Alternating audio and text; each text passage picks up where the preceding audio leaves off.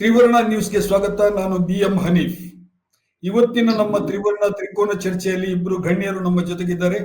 ಭಾರತೀಯ ಜನತಾ ಪಕ್ಷದ ರಾಜ್ಯ ವಕ್ತಾರರಾಗಿರುವಂತಹ MG ಮಹೇಶ್ ಅವರಿದ್ದಾರೆ. ಅದೇ ರೀತಿ ಕಾಂಗ್ರೆಸ್ನ KPCC ಪ್ರಚಾರ ಸಮಿತಿಯ ಸಂಚಾಲಕರಾಗಿರುವಂತಹ ಸುಧೀರ್ ಕುಮಾರ್ ಮುರಳಿ ಅವರು ಕೂಡ ನಮ್ಮ ಜೊತೆಗಿದ್ದಾರೆ.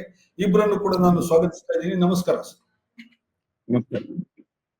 ಇವತ್ತಿನ ನಮ್ಮ ಚರ್ಚೆಯ ವಿಷಯ ಬೆಲೆ ಏರಿಕೆ ಯಾರಿಂದ ಆಗ್ತಿದೆ. ಬೆಲೆ ಏರಿಕೆ ಆಗೋದಂತೂ ಸತ್ಯ, ವಾಸ್ತವ.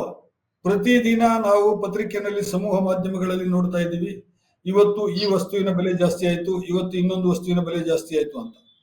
ಇತ್ತೀಚಿನ ದಿನಗಳಲ್ಲಿ ಒಂದು ಪದ್ಧತಿ ಬಂದ್ಬಿಟ್ಟಿದೆ. ಏನಂತ ಹೇಳಿದ್ರೆ, ಬಜೆಟ್ ಮಂಡನೆ ಸಂದರ್ಭದಲ್ಲಿ ಯಾವುದೇ ಬೆಲೆಯನ್ನು ಏರಿಸೋದಿಲ್ಲ. ಯಾಕಂತ ಹೇಳಿದ್ರೆ ಮೊದಲೆಲ್ಲ ಹಾಗಿತ್ತು, ಬಜೆಟ್ ಅಂದ್ರೆ ಯಾವ್ದು ಏರಿದೆ ಯಾವ್ದು ಇಳಿದಿದೆ ಅಂತ ಗೊತ್ತಾಗ್ತಿತ್ತು ನಮ್ಗೆ. ಬಜೆಟ್ ಆಗೋದಕ್ಕಿಂತ ಮುಂಚೆ ಅಥವಾ ಬಜೆಟ್ ಆದ ಬಳಿಕ ತನ್ನಷ್ಟಕ್ಕೆ ತಾನೇ ಏರ್ತಾ ಇರ್ತದೆ. ಈಗ ಒಂದು ಕಡೆಯಿಂದ ಕರ್ನಾಟಕದಲ್ಲಿ ಬೆಲೆ ಏರಿಕೆಯ ವಿರುದ್ಧ ಭಾರತೀಯ ಜನತಾ ಪಕ್ಷದ ದೊಡ್ಡ ಒಂದು ಜಾಥಾ ಹೊರಟಿದೆ. ಪ್ರತಿಭಟನಾ ರ್ಯಾಲಿ, ಆಕ್ರೋಶವನ್ನು ವ್ಯಕ್ತಪಡಿಸುವಂತಹ ರ್ಯಾಲಿ ನಡೀತಾ ಇದೆ. ಬೇರೆ ಬೇರೆ ಜಿಲ್ಲೆಗಳಲ್ಲಿ ಈ ಕಾರ್ಯಕ್ರಮವನ್ನು ಬಿಜೆಪಿ ಹಮ್ಮಿಕೊಂಡಿದೆ. ಇನ್ನೊಂದೆಡೆ ಕಾಂಗ್ರೆಸ್ ಪಕ್ಷದವರು ಈ ಬೆಲೆ ಏರಿಕೆಗೆ ಕೇಂದ್ರ ಸರ್ಕಾರವೇ ಕಾರಣ ಎನ್ನುವಂತಹ ಒಂದು ಆರೋಪವನ್ನು ಮಾಡ್ತಾ ಇದ್ದಾರೆ. ಬನ್ನಿ ಇವತ್ತು ಈ ವಿಷಯಕ್ಕೆ ಸಂಬಂಧಿಸಿ ಚರ್ಚಿಸೋಣ. ಸುಧೀರ್ ಅವರೇ, ನಿಮ್ಮಿಂದ ಆರಂಭಿಸ್ತೀನಿ ನಾನು. ಯಾಕೆ ಇಷ್ಟೊಂದು ಬೆಲೆ ಏರಿಕೆ ಆಗ್ತಾ ಇದೆ? ಜನಸಾಮಾನ್ಯರು ಪ್ರತಿದಿನ ಒದ್ದಾಡ್ತಾ ಇದ್ದಾರಲ್ಲ, ಯಾಕೆ? ನಿಮ್ಮ ಸರ್ಕಾರ ಏನ್ ಮಾಡ್ತಾ ಇದೆ? ಸಿದ್ದರಾಮಯ್ಯ ಅವರ ಸರ್ಕಾರ ಬಹಳ ಅತ್ಯುತ್ತಮವಾದಂತಹ ಬಜೆಟ್ ಅನ್ನು ಮಂಡಿಸಿದೆ ಅಂತ ನೀವು ಹೇಳ್ತಾ ಇದ್ದೀರಿ. ಆದ್ರೆ ಬೆಲೆ ಏರಿಕೆ ಒಂದರ ಹಿಂದೆ ಒಂದರಂತೆ. ಬಜೆಟ್ಗಿಂತ ಮುಂಚೆನೆ ಬೆಲೆ ಏರಿಕೆ ಮಾಡ್ಲಿಕ್ಕೆ ಶುರು ಮಾಡಿದ್ರು. ಬಸ್ ದರ ಇರ್ಬೋದು, ವಿದ್ಯುತ್ ದರ ಇರ್ಬೋದು, ಅಥವಾ ನೀರಿನ ದರ ಇರ್ಬೋದು, ಪ್ರತಿಯೊಂದನ್ನು ಕೂಡ ಏರಿಸಲಿಕ್ಕೆ ಶುರು ಮಾಡಿದ್ರು. ಬಜೆಟ್ ಆದ ನಂತರವೂ ಕೂಡ ಈ ಏರಿಕೆ ಮುಂದುವರಿತಾ ಇದೆ. ಸರ್ಕಾರ ಏನ್ ಮಾಡ್ತಾ ಇದೆ? ಇಲ್ಲ, ಖಂಡಿತ ಬೆಲೆ ಏರಿಕೆ ಅನ್ನೋದು ಜನಸಾಮಾನ್ಯರ ಮೇಲೆ ಬಾರಿ ದೊಡ್ಡ ಬರೆ ಎಳೆದಿದೆ ಅನ್ನೋದನ್ನ ಪ್ರಾಮಾಣಿಕವಾಗಿ ಒಪ್ಕೋತೀನಿ. ವಿಶೇಷವಾಗಿ ನಾನು ಹಳ್ಳಿಯಲ್ಲಿ ಜನರ ಸಂಪರ್ಕದಲ್ಲಿ ನಿರಂತರವಾಗಿ ಇದ್ದಾಗ ಆ ಬೆಲೆ ಏರಿಕೆಯ ತಾಪಗಳು ಹೇಗೆ ಜನಸಾಮಾನ್ಯರಲ್ಲಿ ಮುಟ್ಟಿದೆ ಅನ್ನುವಂಥದ್ದನ್ನ ನಾವೆಲ್ಲರೂ ಸಹಿತ ಗ್ರಹಿಸಬಹುದಾಗಿದೆ. ಹಾಗಾಗಿ ಬೆಲೆ ಏರಿಕೆ ಅನ್ನೋದು ಈ ಕ್ಷಣದ ಒಂದು ಬಾರಿ ದೊಡ್ಡ ಗಂಭೀರವಾದ ಸಮಸ್ಯೆ ಆಗಿದೆ. ಸೊ ರಾಜ್ಯದಲ್ಲಿ ಒಂದು ವಿರೋಧ ಪಕ್ಷವಾಗಿರ್ತಕ್ಕಂಥ ಬಿಜೆಪಿಯವರು ಆ ಬೆಲೆ ಏರಿಕೆಯ ನೆಪವನ್ನಾಗಿ ಇಟ್ಕೊಂಡು ಏನ್ ಜನಾಕ್ರೋಶ ಯಾತ್ರೆಯನ್ನ ಅವ್ರು ಕೈಗೊಂಡಿದ್ದಾರೆ, ಅದು ಒಂದು ವಿರೋಧ ಪಕ್ಷದ ಒಂದು ಹೊಣೆಗಾರಿಕೆ. ಆ ಜನಾಕ್ರೋಶ ರ್ಯಾಲಿಯನ್ನ ಅವರು ಮಾಡ್ತಾ ಇದ್ದಾರೆ. ಆದ್ರೆ ನಾವು ಇಲ್ಲಿ ಸಮಗ್ರವಾಗಿ ಒಂದು ಶ್ರೀಸಾಮಾನ್ಯರ ನೆಲೆಯಿಂದ ನಿಂತ್ಕೊಂಡು ನೋಡಿದಾಗ, ಮೋಸ್ಟ್ಲಿ ನನ್ನ ಸ್ನೇಹಿತರಾದಂತ ಮಹೇಶ್ ಅವರು ಇದನ್ನ ಒಪ್ಕೋತಾರೆ ಅಂತ ಅನ್ಸುತ್ತೆ. ಬೆಲೆ ಏರಿಕೆ ಅನ್ನೋದಕ್ಕೆ ಇವರನ್ನ ದೂರುವ ಬದಲು ಬೆಲೆ ಏರಿಕೆಗೆ ಕಾರಣ ಹಲವಾರು ಸಂಗತಿಗಳಿವೆ. ಅದನ್ನ ಬೆಲೆ ಏರಿಕೆಯ ಸಂಗತಿಗಳನ್ನ ನೋಡಿದ್ರೆ, ಕಳೆದ 15 ವರ್ಷಗಳಿಂದ ಉದಾಹರಣೆಗೆ ಅಡಿಗೆಯ ಸಿಲಿಂಡರ್ ಎಷ್ಟು 320 ರೂಪಾಯಿ ಇದ್ದಂತ ಅಡಿಗೆ ಸಿಲಿಂಡರ್ನ ಬೆಲೆ ಇವತ್ತು ಯಾವ ಮಟ್ಟಕ್ಕೆ ಹೋಗಿ ಮುಟ್ಟಿದೆ ಅನ್ನೋದ್ರಲ್ಲೇ ಒಂದು ಬೆಲೆ ಏರಿಕೆಯ ಬಾರಿ ದೊಡ್ಡ ರೂಪಕ ನಮ್ಗೆ ಕಂಡು ಬರ್ತಾ ಇದೆ. ಪೆಟ್ರೋಲ್ ದರಗಳಿರ್ಬೋದು, ಡೀಸೆಲ್ ದರಗಳಿರ್ಬೋದು, ಇದು ಸಹಿತ ಬೆಲೆ ಏರಿಕೆಯ ಒಂದು ಬಾರಿ ದೊಡ್ಡ ಕಾರಣ. ರಾಜ್ಯ ಸರ್ಕಾರ ಇವತ್ತು GST ಯನ್ನು ನಾವು ಒಪ್ಕೊಂಡಾದ್ಮೇಲೆ ನಮ್ಮ ನ್ಯಾಯೋಚಿತವಾದ ಪಾಲು ಬರ್ತಾ ಇಲ್ಲ ಅನ್ನೋದನ್ನ ಸಹಿತ ಅಂಕಿಯ ಸಂಖ್ಯೆ ಸಮೇತ ಅದನ್ನ ಪ್ರಕಟ ಮಾಡಿದ್ದಾರೆ. ಈ ಕಾರಣಕ್ಕಾಗಿ ಸುಪ್ರೀಂ ಕೋರ್ಟ್ ನ ಮೆಟ್ಲೇರ ಅನ್ನುವಂಥದ್ದು ಸಹಿತ ರಾಜ್ಯ ಸರ್ಕಾರಕ್ಕೆ ಕಾರಣ ಆಗಿದೆ. ಆದರೆ ಹಾಲಿನ ಬೆಲೆಯನ್ನು ಏರಿಸಿದ್ದಾರೆ, ಡೀಸೆಲ್ ನ ಅಬಕಾರಿ ಸುಂಕವನ್ನು ಏರಿಸಿದ್ದಾರೆ. ಇದೇ ಬೆಲೆ ಏರಿಕೆಗೆ ಮಾತ್ರ ಕಾರಣವಾ ಅಂತಂದ್ರೆ ಇದೇ ಬೆಲೆ ಏರಿಕೆಗೆ ಮಾತ್ರ ಕಾರಣ ಅಲ್ಲ. ಬೆಲೆ ಏರಿಕೆ ಕಾರಣ ಅನ್ನುವಂಥದ್ದು ಕೇಂದ್ರದ ಬಜೆಟ್ ಅನ್ನು ನೀವು ಗಮನಿಸಬಹುದು. ಕೇಂದ್ರದ ಇಡೀ ಬಜೆಟ್ನಲ್ಲಿ ಜನಾಕರ್ಷಣೆಯ ಘೋಷಣೆಗಳು ಇವೆಯೇ ಹೊರತು ಜನಸಾಮಾನ್ಯರ ಬದುಕಿನ ಬಗ್ಗೆ ಏನು ಅನ್ನೋದನ್ನ ಅದು ಅಡ್ರೆಸ್ ಮಾಡದೇ ಇರೋದೇ ಬರಿ ದೊಡ್ಡ ಸಮಸ್ಯೆ. ಇದು ಸುಮಾರು ಈ ಕೇಂದ್ರದಲ್ಲಿ ಸರ್ಕಾರ ಬಂದ ವರ್ಷಗಳಿಂದನೂ ಸಹಿತ ಇದು ನಿರಂತರವಾಗಿ ಈ ಪ್ರಕ್ರಿಯೆ ನಡ್ಕೊಂಡು ಹೋಗ್ತಾ ಇದೆ. ಒಂದು ಬಜೆಟ್ ಅನ್ನೋದು ಒಂದು ಗಂಭೀರವಾದಂತ ಜನಸಾಮಾನ್ಯರ ಬದುಕನ್ನ ಯಾವ ರೀತಿ ಪಲ್ಲವಿಸುತ್ತೆ ಅನ್ನೋದನ್ನ ಗಮನವನ್ನ ನೀಡದೆ ಒಂದು ಬರೀ ರಾಜಕೀಯ ಹಿತಾಸಕ್ತಿಯ ಅಜೆಂಡಗಳ ಬಜೆಟ್ ಅನ್ನ ಮಂಡಿಸಿರೋದು ಇದಕ್ಕೆ ಕಾರಣ ಆಗಿದೆ. ಅಟ್ ದ ಸೇಮ್ ಟೈಮ್ ರಾಜ್ಯ ಸರ್ಕಾರ ಸಹಿತ ಇವತ್ತು ಏನು ಹಾಲಿನ ಬೆಲೆಯನ್ನ ಏರಿಸಿದೆ, ಇದು ಹಾಲಿನ ಬೆಲೆಯನ್ನ ಏರಿಸಿದಾಗ ಇದರ ಬೆನಿಫಿಷಿಯರಿ ರೈತರುಗಳು ಇದ್ದಾರೆ. ಹಾಲಿನ ಏನು ಉತ್ಪತ್ತಿ ಮಾಡ್ತಕ್ಕಂಥ ರೈತರು. ಆಮೇಲೆ ಬರ್ತೀನಿ. ನೀವು ಹೇಳ್ತಾ ಇರೋದು ಬೆಲೆ ಏರಿಕೆಗೆ ಬಹಳ ಮುಖ್ಯ ಕಾರಣ ಕೇಂದ್ರ ಸರ್ಕಾರದ ಬಜೆಟ್ ಮತ್ತು ಕೇಂದ್ರ ಸರ್ಕಾರದ ಆರ್ಥಿಕ ನೀತಿಗಳು ಅಂತ. ಖಂಡಿತ. ಇಮಾಮ್ ಸಾಬಿಗೂ ಗೋಕುಲಾಷ್ಟಮಿಗೂ ಏನು ಸಂಬಂಧ ಅನ್ನೋ ಅಷ್ಟರ ಮಟ್ಟಿಗೆ ಅವರು ಸುಧೀರ್ ಅವ್ರ ಮಾತು. ಕರ್ನಾಟಕ ರಾಜ್ಯದ ಕಳೆದ 16-17 ತಿಂಗಳಲ್ಲಿ ಒಂದು ಅಸಮರ್ಥವಾಗಿರ್ತಕ್ಕಂಥ most incompetent government ever exist in Karnataka. ತಮ್ಮ ತೆವರಿಗೆ ಗ್ಯಾರಂಟಿಗಳನ್ನ ತಂದದ್ದು. ಜನರ ಬೇಡಿಕೆ ಇರಲಿಲ್ಲ. ಅವರಾಗೆ ತಂದಂತ ಒಂದು ಗ್ಯಾರಂಟಿಗಳ ಮುಖಾಂತರ ಇಡೀ ಕರ್ನಾಟಕದ ಆರ್ಥಿಕ ವ್ಯವಸ್ಥೆಯನ್ನ ಕುಸಿತ ಮಾಡಿದಂಥವ್ರು. ಬೇರೆ ದಾರಿ ಇಲ್ಲದೆ ಕಳೆದ 16 ತಿಂಗಳಲ್ಲಿ ಸುಮಾರು 13 ಕಾಂಪೊನೆಂಟ್ ಅಲ್ಲಿ ಬೆಲೆ ಏರಿಕೆಯನ್ನ ಮಾಡಿದ್ರು. ಬಹುಶಃ ಈಗ ಚರ್ಚೆ ಮಾಡೋದು ಮುಂಚೆ BWSSB ಬೆಂಗಳೂರು ಈಗ ಇನ್ನು ನಿಮಿಷದ ಮುಂಚೆ ಮಾಡ್ಲಾಯ್ತು. ಅಂದ್ರೆ ಇಡೀ ರಾಜ್ಯದ ಒಳಗಡೆ ಸ್ಟ್ಯಾಂಪ್ ಡ್ಯೂಟಿಯಿಂದ ಹಿಡ್ಕೊಂಡು, ಎಕ್ಸೈಸ್ ಇಂದ ಹಿಡ್ಕೊಂಡು, ಮೆಟ್ರೋ ಇಂದ ಹಿಡ್ಕೊಂಡು, ಬಸ್ ಇಂದ ಹಿಡ್ಕೊಂಡು, ಡೀಸೆಲ್ ಇಂದ ಹಿಡ್ಕೊಂಡು, ಹಾಲಿನಿಂದ ಬಹುಶಃ ಕರ್ನಾಟಕದಲ್ಲಿ ಇನ್ನು ಉಳಿದಿರೋದು ಒಂದೇ ಗಾಳಿಗೊಂದು ಹಾಕ್ಬೇಕು. ಹಾಕ್ಬಿಟ್ರೆ ಇಷ್ಟು ಕ್ಯೂಬಿಕ್ ಮೀಟರ್ ಇಷ್ಟು ಅಂತ ಹಾಕ್ಬಿಟ್ರೆ ಬಹುಶಃ ಮುಗಿಯತ್ತೆ ಇವ್ರ ಪುರುಷಾರ್ಥ, ಯಾರ್ದು ಕಾಂಗ್ರೆಸ್ ಪುರುಷಾರ್ಥ. ಅವ್ರು ಮಾತನಾಡ್ತಾ ಹೇಳಿದ್ರು ಕೇಂದ್ರ ಸರ್ಕಾರ ಅಂತ. ಕೇಂದ್ರ ಸರ್ಕಾರಕ್ಕೂ ಈ ಬೆಲೆ ಏರಿಕೆಗೆ ಹೇಗೆ ಸಂಬಂಧ?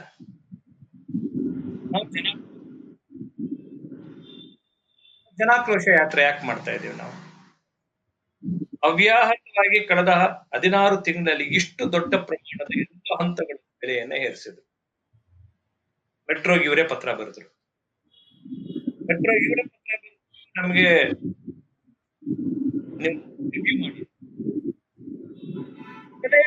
ಮೆಟ್ರೋ ಬೆಲೆ ಜಾಸ್ತಿ ಮಾಡಿದ್ರೆ ಇಡೀ ದೇಶದಲ್ಲಿ ಎಲ್ಲೂ ಇಲ್ಲ. ಇಷ್ಟು ಒಂದು ಯೂನಿಟ್ಗೆ 90 ರೂಪಾಯಿ ಎಲ್ಲೂ ಇಲ್ಲ, ಎಲ್ಲ ಕಡೆ 60 ರೂಪಾಯಿ ಇದೆ. ನೀವು ಕೊಡಿ, ಪತ್ರ ಕೊಡಿ, ನಾಳೆ ಬೆಳಗ್ಗೆ ಕಡಿಮೆ ಮಾಡ್ಕೊಡ್ತೀವಿ, ಕೇಂದ್ರದ ಒಪ್ಪಿಗೆ ಕೊಡ್ತೀವಿ ಅಂತೇನ್ವಿ. ಈ ನಿಮಿಷ ತನಕ ರಾಜ್ಯ ಸರ್ಕಾರ ಪತ್ರ ಕೊಡಿ. ಸ್ನೇಹಿತರು ಮಾತನಾಡ್ತಾ ಹೇಳಿದ್ರು ಹಾಲಿನ ಇದು ಅಂತೇಳಿ 9 ರೂಪಾಯಿ ಜಾಸ್ತಿ ಮಾಡಿದ್ರು ರೈತರಿಗೆ 1 ರೂಪಾಯಿ. ನಿಮ್ಮ ವಾಯ್ಸ್ ಏನೋ ಸ್ವಲ್ಪ ನಡುವೆ ಬ್ರೇಕ್ ಆಗ್ತಾ ಇದೆ. 750 ಕೋಟಿ ರೂಪಾಯಿ ಇವತ್ತು ಬಾಕಿ ಉಳಿಸ್ಕೊ. ಅಷ್ಟು ಮಾತ್ರ ಅಲ್ಲ, ನೆನೆ ಹಾವೇರಿ ಒಳಗಡೆ ರೈತರಿಗೆ ಕೊಡ್ಬೇಕಾದಂತ ಏನು ಹಾಲಿನ ದರದಲ್ಲಿ 3.5 ರೂಪಾಯಿ ಕಡಿಮೆ ಮಾಡ್ಬಿಟ್ಟಿದೆ ಹಾವೇರಿ ಫೆಡರೇಷನ್.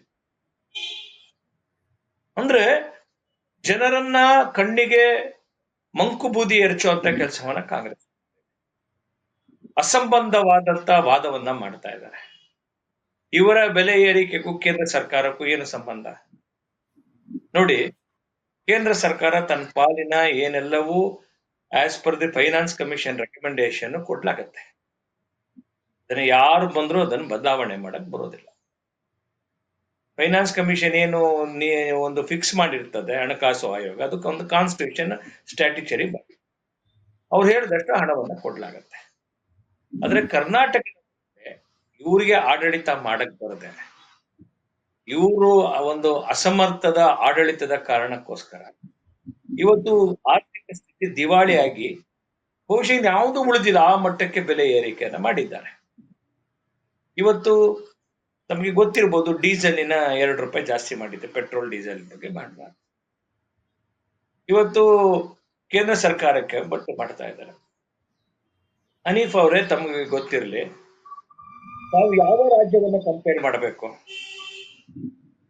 ಚುನಾವಣೆ ಬೊಮ್ಮಾಯಿ ಸರ್ಕಾರ 7 ರೂಪಾಯಿ ಪೆಟ್ರೋಲ್ ಬೆಲೆಯನ್ನ ಜಾಸ್ತಿ ಕಡಿಮೆ ಮಾಡಿದ್ವಿ ನಾವು. ನಮ್ಮ ಸರ್ಕಾರ ಮೊನ್ನೆ 13 ರೂಪಾಯಿ ಕಡಿಮೆ ಮಾಡಲಾಗಿತ್ತು.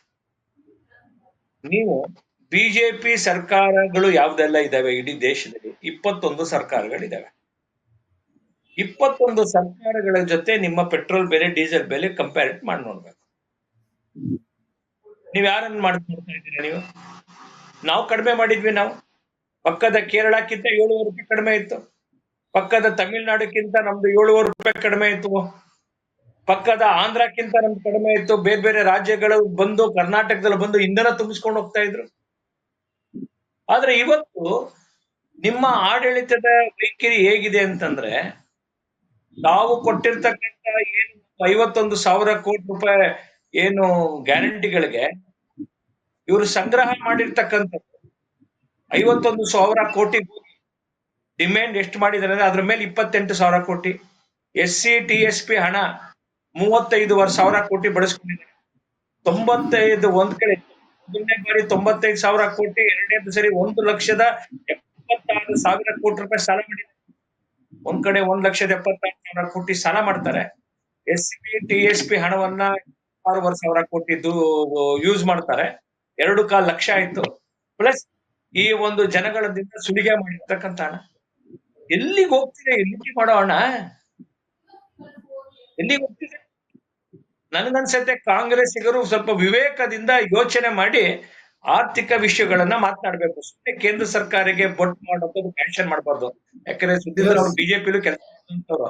ನಮ್ಮಲ್ಲಿ ಒಂದು ಕಲ್ಚರ್ ಸರಿಯಾಗಿ ಮಾತನಾಡೋದು, ಒಂದ್ ಸ್ವಲ್ಪ ಮಾತು ಮತ್ತೆ ನಮ್ಮ ಹೊಂದಿಕ್ಕಿರುತ್ತೆ. ಅವ್ರು ಹಿಂದೆ ಬಿಜೆಪಿ ಕೆಲಸ ಮಾಡಿದ್ರು, ಅವ್ರು ನಂಗೆ ಗೊತ್ತಿದೆ ಕಡೆ. ಆದ್ರಿಂದ ಬಹುಶಃ ನನಗನ್ಸತ್ತೆ ನಮ್ಮ ಪಕ್ಷದೊಳಗಡೆ ಮಾಡಿದಂತವ್ರಿಗೆ ಎಲ್ಲಿ ಬೇಕಾದ್ರೆ ಕೆಲಸ ಮಾಡ್ಲಿ, ಪ್ರಾಮಾಣಿಕವಾಗಿ ಮಾತನಾಡುವಂತದ್ದಾಗ್ಬೇಕು. ಎಸ್, ಒಂದ್ ನಿಮಿಷ. ನೀವು ಕಂಪೇರ್ ಮಾಡುವಾಗ ಹೇಳಿದ್ರಿ ಏನಂತ ಹೇಳಿದ್ರೆ, ನಮ್ಮ ರಾಜ್ಯ ಸರ್ಕಾರಗಳಿರುವ ಕಡೆ ಎಲ್ಲ ಕಡಿಮೆ ಇದೆ ಅಂತ ಹೇಳ್ಬಿಟ್ಟು. ಆದ್ರೆ ಮಹಾರಾಷ್ಟ್ರದಲ್ಲಿ ಪೆಟ್ರೋಲ್ನ ಬೆಲೆ 104.89 105 ಹತ್ತಿರ 105 ರೂಪಾಯಿ ಇದೆ. ಆತರ ನೀವು ಕಂಪೇರ್ ಮಾಡೋದಕ್ಕಿಂತ ನೀವು ನಿಮ್ಮ ಕೇಂದ್ರ ಸರ್ಕಾರದಲ್ಲಿ ಏನಿದೆ ಪೆಟ್ರೋಲಿಗೆ, ಈಗ ಕೇಂದ್ರ ಸರ್ಕಾರನೂ ಟ್ಯಾಕ್ಸ್ ಆಗ್ತಾ ಇದೆ, ರಾಜ್ಯ ಸರ್ಕಾರನೂ ಟ್ಯಾಕ್ಸ್ ಆಗ್ತಾ ಇದೆ. ಆ ಪಾಲು ಎಷ್ಟಿದೆ ಅನ್ನೋದನ್ನ ನಾವು ಗಮನಿಸಬೇಕಾಗತ್ತೆ. ಒಂದು. ಎರಡನೇದು, ಈಗ ಒಂದ್ ನಿಮಿಷ. ಬ್ರೆಂಟ್ ಆಯಿಲ್ ಇವತ್ತು $61 ಇದೆ. ಏನು ಇವರು ಮೊನ್ನೆಗೆ ಲಾಸ್ಟ್ ಕಾಂಗ್ರೆಸ್ UPA ಅವರು ಪೆಟ್ರೋಲ್ ಬಾಂಡ್ ಏನಿತ್ತು, ಅವರ ಅವಧಿಯಲ್ಲಿ ಮಾಡಿದಂತ ಪೆಟ್ರೋಲ್ ಬಾಂಡ್ ಅನ್ನ ನಾವು ಮೊನ್ನೆ ಕ್ಲಿಯರ್ ಮಾಡಿದ್ವಿ. 2,85,000 ಕೋಟಿ ರೂಪಾಯಿ petrol bond. UPA petrol bond ಅನ್ನ ತೆಗೆದು ಏನು ನಮ್ಮ ಬ್ರೆಂಟ್ ಆಯಿಲ್ ಆದ್ಮೇಲೆ ಇವತ್ತು ಅಮೆರಿಕ ಮತ್ತೆ ರಷ್ಯಾ ಮಧ್ಯೆ ಉದ್ಭವ ಸ್ಯಾಂಕ್ಷನ್ಸ್ ಆದ್ಮೇಲೆ ನಾವು ರಷ್ಯಾದಿಂದ ಏನು ಕ್ರೂಡ್ ಆಯಿಲ್ ಪರ್ಚೇಸ್ ಮಾಡಿದ್ರು ಮೋದಿ ಅವರು, ಇವತ್ತು ದೇಶವನ್ನ ಆ ಇದರಿಂದ ಹೊರಗಡೆ ತಂದಂತದ್ದು, ಅದ್ರಲ್ಲಿ ಬಂದಂತ ಅಷ್ಟು 23 ಲಕ್ಷ ಕೋಟಿ ರೂಪಾಯಿ ನಮ್ಮ ಭಾರತದ ಇನ್ಫ್ರಾಸ್ಟ್ರಕ್ಚರ್ ಹೊರಗಡೆ. ನಮ್ದೇನು ಪ್ರತಿ ವರ್ಷ ಲೆಕ್ಕ ಹಾಕೊಳ್ಳಿ, ಕಳೆದ ವರ್ಷ 11 ಲಕ್ಷ ಕೋಟಿ ರೂಪಾಯಿ ಹಾಕಿದ್ವಿ, ಈ ಸತಿ 11,20,000 ಕೋಟಿ ಹಾಕಿದ್ವಿ ಬಂಡವಾಳ.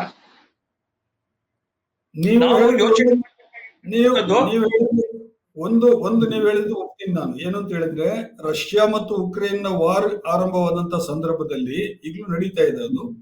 ರಷ್ಯಾ ಏಕಾಏಕಿ ತನ್ನ ಪೆಟ್ರೋಲ್ನ ಬೆಲೆಯನ್ನ ಕಡಿಮೆ ಮಾಡಿತು. ಅಂತಾರಾಷ್ಟ್ರೀಯ ಮಾರುಕಟ್ಟೆಗೆ ಬಹಳ ಹೆಚ್ಚಿನ ಸ್ಟಾಕ್ ಅನ್ನು ಬಿಡ್ಲಿಕ್ಕೆ ಟ್ರೈ ಮಾಡಿತು. ಅದನ್ನ ಬಹಳ ದೊಡ್ಡ ಮಟ್ಟದಲ್ಲಿ ಬಳಸಿಕೊಂಡದ್ದು ಭಾರತ ಸರ್ಕಾರ. ಅದರ ಲಾಭವನ್ನು ಪಿಲಿಕುಳದ ಒಳಗಡೆ ನಾವು ಒಂದು ತಿಂಗಳಿಗೆ ಇಡೀ ದೇಶಕ್ಕೆ ಆಗ್ಬೇಕಾಗಿರುವಂತ ಕ್ರೂಡ್ ಆಯಿಲ್ ಅನ್ನ ಸ್ಟಾಕ್ ಮಾಡಿಟ್ಟಿದ್ವಿ. ನೀವು 3 ಸ್ಟಾಕ್ ಮಾಡಿಟ್ಟಿದ್ವಿ. ಅದು ಒಳ್ಳೆ ಕ್ರಮ. ಅದು ಅದ್ರ ಬಗ್ಗೆ ನನ್ನ ಎರಡು ಮಾತಿಲ್ಲ. ಆದ್ರೆ ನೀವು ಯಾಕೆಂದ್ರೆ ನೀವು ಒಬ್ರು ಹಿರಿಯ ಪತ್ರಕರ್ತರಿದ್ದೀರಿ, ವೇಗಾಗಿ ನಮ್ಮ ಬೇರೆ ಪಕ್ಷದವ್ರು ಮಾತನಾಡಬಾರ್ದು. ಏನಂದ್ರೆ ಒಂದು ಪ್ರಬುದ್ಧವಾಗಿ ಚರ್ಚೆ ಮಾಡಿ, ಸುಮ್ಮನೆ ಬಂದಿದ್ದೀವಿ ಒಪ್ಪೋದಿಲ್ಲ. ಸುಧೀರ್ ಅವರೇ ಏನ್ ಹೇಳಿಕ್ ಈಗ ಮಹೇಶ್ ಅವರು ತೀರಾ ವೈಯಕ್ತಿಕವಾಗಿ ಇದನ್ನ ತಗೊಂಡು ಚರ್ಚೆ ಮಾಡ್ದಂಗ ಅನಿಸ್ತಾ ಇದೆ. ಆ ರೀತಿ ವೈಯಕ್ತಿಕ ನೆಲೆಗೆ ತಗೊಂಡು ಅದನ್ನ ಚರ್ಚೆ ಮಾಡ್ತಕ್ಕಂಥದ್ದು ಅದೊಂದು ಚರ್ಚಾ ಕ್ರಮ ಅಲ್ಲ. ನಾನ್ ತುಂಬಾ ಪ್ರಾಮಾಣಿಕವಾದ ಅನಿಸಿಕೆಯನ್ನು ಹೇಳಿದ್ದೀನಿ. ಬೆಲೆ ಏರಿಕೆಯ ಕಾರಣಕ್ಕಾಗಿ ಶ್ರೀಸಾಮಾನ್ಯರಿಗೆ ತೊಂದರೆ ಆಗ್ತಾ ಇದೆ. ಈ ತೊಂದರೆಗೆ ಕಾರಣ ಒಂದು ಸರ್ಕಾರ ಅಲ್ಲ, ಈ ತೊಂದರೆಗೆ ಕಾರಣ ಎರಡೂ ಸರ್ಕಾರಗಳು ಇವೆ. ಮತ್ತು ಎರಡೂ ಸರ್ಕಾರಗಳ ಪ್ರಶ್ನೆ ಬಂದಾಗ ಆರ್ಥಿಕ ನೀತಿಗಳನ್ನ ಜೋಡಿಸಿದಾಗ ಜನಸಾಮಾನ್ಯರ ಪರವಾಗಿ ಕೊಟ್ಟಂತ ಕಾರ್ಯಕ್ರಮಗಳು ಏನು ಇಡೀ ನಿಮ್ಮ ಬಜೆಟ್ ಅಲ್ಲಿ ಅನ್ನುವಂಥದ್ದನ್ನ ನನ್ನ ಪ್ರಶ್ನೆಯನ್ನು ಎತ್ತದೆ. ನಾವು ಗ್ಯಾರಂಟಿಯನ್ನು ಕೊಟ್ಟಿದ್ದು ಎಂದು ಕೊಟ್ಟಿ ಕಾರ್ಯಕ್ರಮ ಅನ್ನೋ ತರದಲ್ಲಿ ಅವ್ರೇನೋ ಮಾತಾಡಿದ್ರು. ತುಂಬಾ ಬಾಲಿಶವಾದ ರೀತಿಯಲ್ಲಿ ಶಬ್ದಗಳನ್ನ ಬಳಸಬಾರ್ದು. ಯಾಕೆ ನೀವು ಡೆಲ್ಲಿಲಿ ಕೊಟ್ರಿ ಈ ಗ್ಯಾರಂಟಿನ? ಯಾಕೆ ನೀವು ಮಹಾರಾಷ್ಟ್ರದಲ್ಲಿ ಗ್ಯಾರಂಟಿನ ಕೊಟ್ರಿ? ಅರೆ, ನಮ್ ಗ್ಯಾರಂಟಿ ಸ್ಕೀಮ್ ನೀವು ಕದಿತೀರಿ.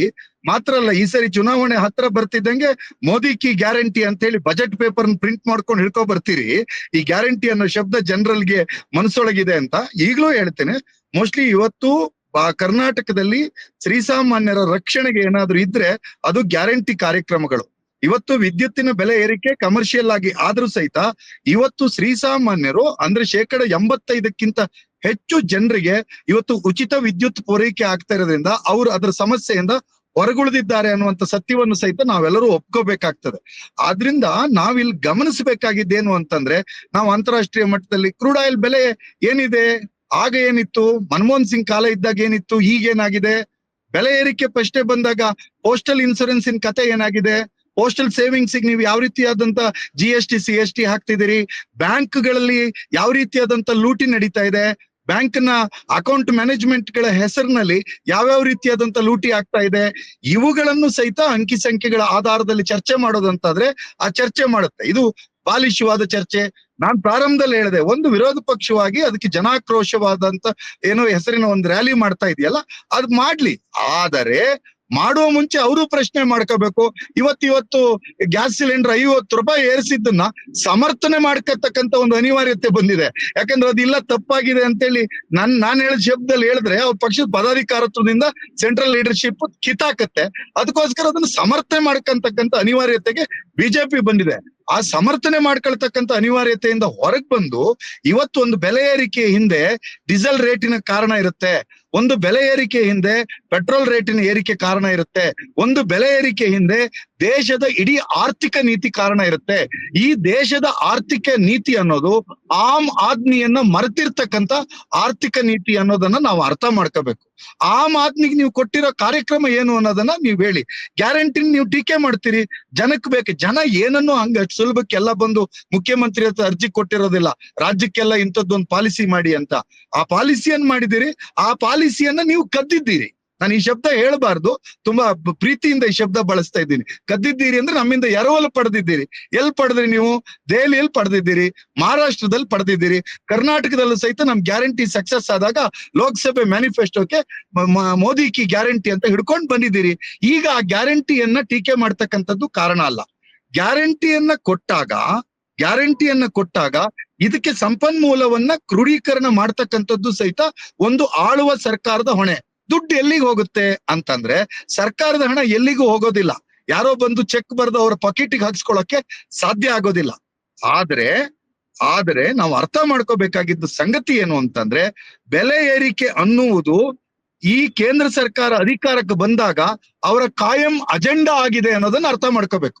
ಅದು ಗ್ಯಾಸ್ ಸಿಲಿಂಡರ್ನಿಂದ ಹಿಡಿದು ಪೆಟ್ರೋಲ್ ಡೀಸೆಲ್ ನಿಂದ ಹಿಡಿದು ರಸಗೊಬ್ಬರದ ರೇಟು. ಹಳ್ಳಿಯ ರೈತ ಹೆಂಗ್ ಸಸ್ಟೈನ್ ಆಗ್ತಾನೆ? ರಸಗೊಬ್ಬರದ ಕತೆ ಏನು? ಸಾವಯವ ಕೃಷಿ ಮಿಷನ್ ರಚನೆ ಮಾಡಿದ್ರಿ, ಅದ್ ಯಾಕೆ ನಿಂತೋಯ್ತು? ನಿಮ್ ಸರ್ಕಾರನ ಯಾಕೆ ಅದಕ್ಕೆ ಅನುದಾನ ಕೊಡೋದನ್ನ ನಿಲ್ಸ್ಬಿಡ್ತು ಅನ್ನೋದನ್ನು ಸಹಿತ ನಾವು ಚರ್ಚೆ ಮಾಡ್ಬೇಕಾಗ್ತದೆ. ಮತ್ತು ಬ್ಯಾಂಕಿಂಗ್ ಪಾಲಿಸಿಗಳು, ಅದರ ಬಗ್ಗೆ ನೀವು ಯೋಚನೆ ಮಾಡ್ಬೇಕಾಗತ್ತೆ. ಇವತ್ತು ಆರ್ಥಿಕ ನೀತಿಯೊಳಗೆ ಬ್ಯಾಂಕಿಂಗ್ ಪಾಲಿಸಿ ಬರ್ತಾ ಇದೆ. You come to village area, ಇವತ್ತು ಕೃಷಿಗೆ ಲೋನ್ ಕೊಡೋದಕ್ಕೆ ಕಮರ್ಷಿಯಲ್ ಬ್ಯಾಂಕ್ಗಳು ರೆಸ್ಟ್ರೈನ್ ಮಾಡ್ತಾ ಇದಾವೆ, ಕೊಡ್ತಾ ಇಲ್ಲ. Being a bank panel advocate, I am telling this. ಕೃಷಿ ಸಾಲ ಕೊಡ್ಲಿಕ್ಕೆ ಇವತ್ತು ಬ್ಯಾಂಕ್ ಅದಕ್ಕೆ ನೀತಿ ನಿರೂಪಣೆ ಮಾಡೋರು ಯಾರು? ಕೇಂದ್ರ ಸರ್ಕಾರ ಅಲ್ವೇ? ಹಾಗಾಗಿ ಈ ಬೆಲೆ ಏರಿಕೆ ಬರ ಅನ್ನೋದು ಇದೆ, ಬೆಲೆ ಏರಿಕೆ ಸಮಸ್ಯೆ ಇದೆ. ಇದಕ್ಕೆ ರಾಜ್ಯ ಸರ್ಕಾರವು ಕಾರಣ ಆಗಿದೆ ಅನ್ನೋ ನಿಮ್ಮ ವಾದವನ್ನ ಒಪ್ತೀನಿ. ಆ ಜನಾಕ್ರೋಶ ಅನ್ನುವಂತ ನಿಮ್ ಶಬ್ದ ಇದೆಯಲ್ಲ, ಆ ಜನಾಕ್ರೋಶ ಅನ್ನೋ ಶಬ್ದವನ್ನ ಎರಡೂ ಸರ್ಕಾರಗಳ ಮೇಲೆ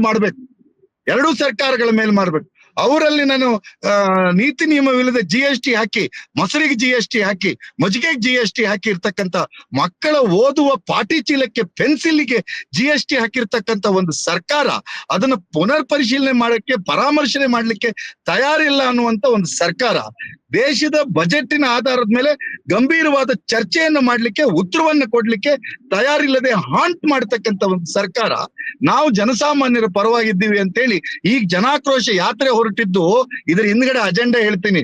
ಜನಾಕ್ರೋಶ ಯಾತ್ರೆ ಹೊರಟಿದ್ದು BY ವಿಜೇಂದ್ರ ಅವ್ರ ಮೇಲಿನ ಆಕ್ರೋಶವನ್ನ ಕಡಿಮೆ ಮಾಡ್ಕೊಳ್ಳೋದಕ್ಕೆ. ಅವರು ಯಾರು ಬಸವನಗೌಡ ಪಾಟೀಲ್ ಯತ್ನಾಳ್ ಅವ್ರನ್ನ ಪಕ್ಷದಿಂದ ಹೊರಗಾಕಿರ್ತಕ್ಕಂಥ ಸಂದರ್ಭದಲ್ಲಿ ಅವ್ರು ಇದ್ದ ಮಠ ಮಾನ್ಯಗಳನ್ನೆಲ್ಲ ಸುತ್ತಾಡ್ತಿದ್ದಾರೆ.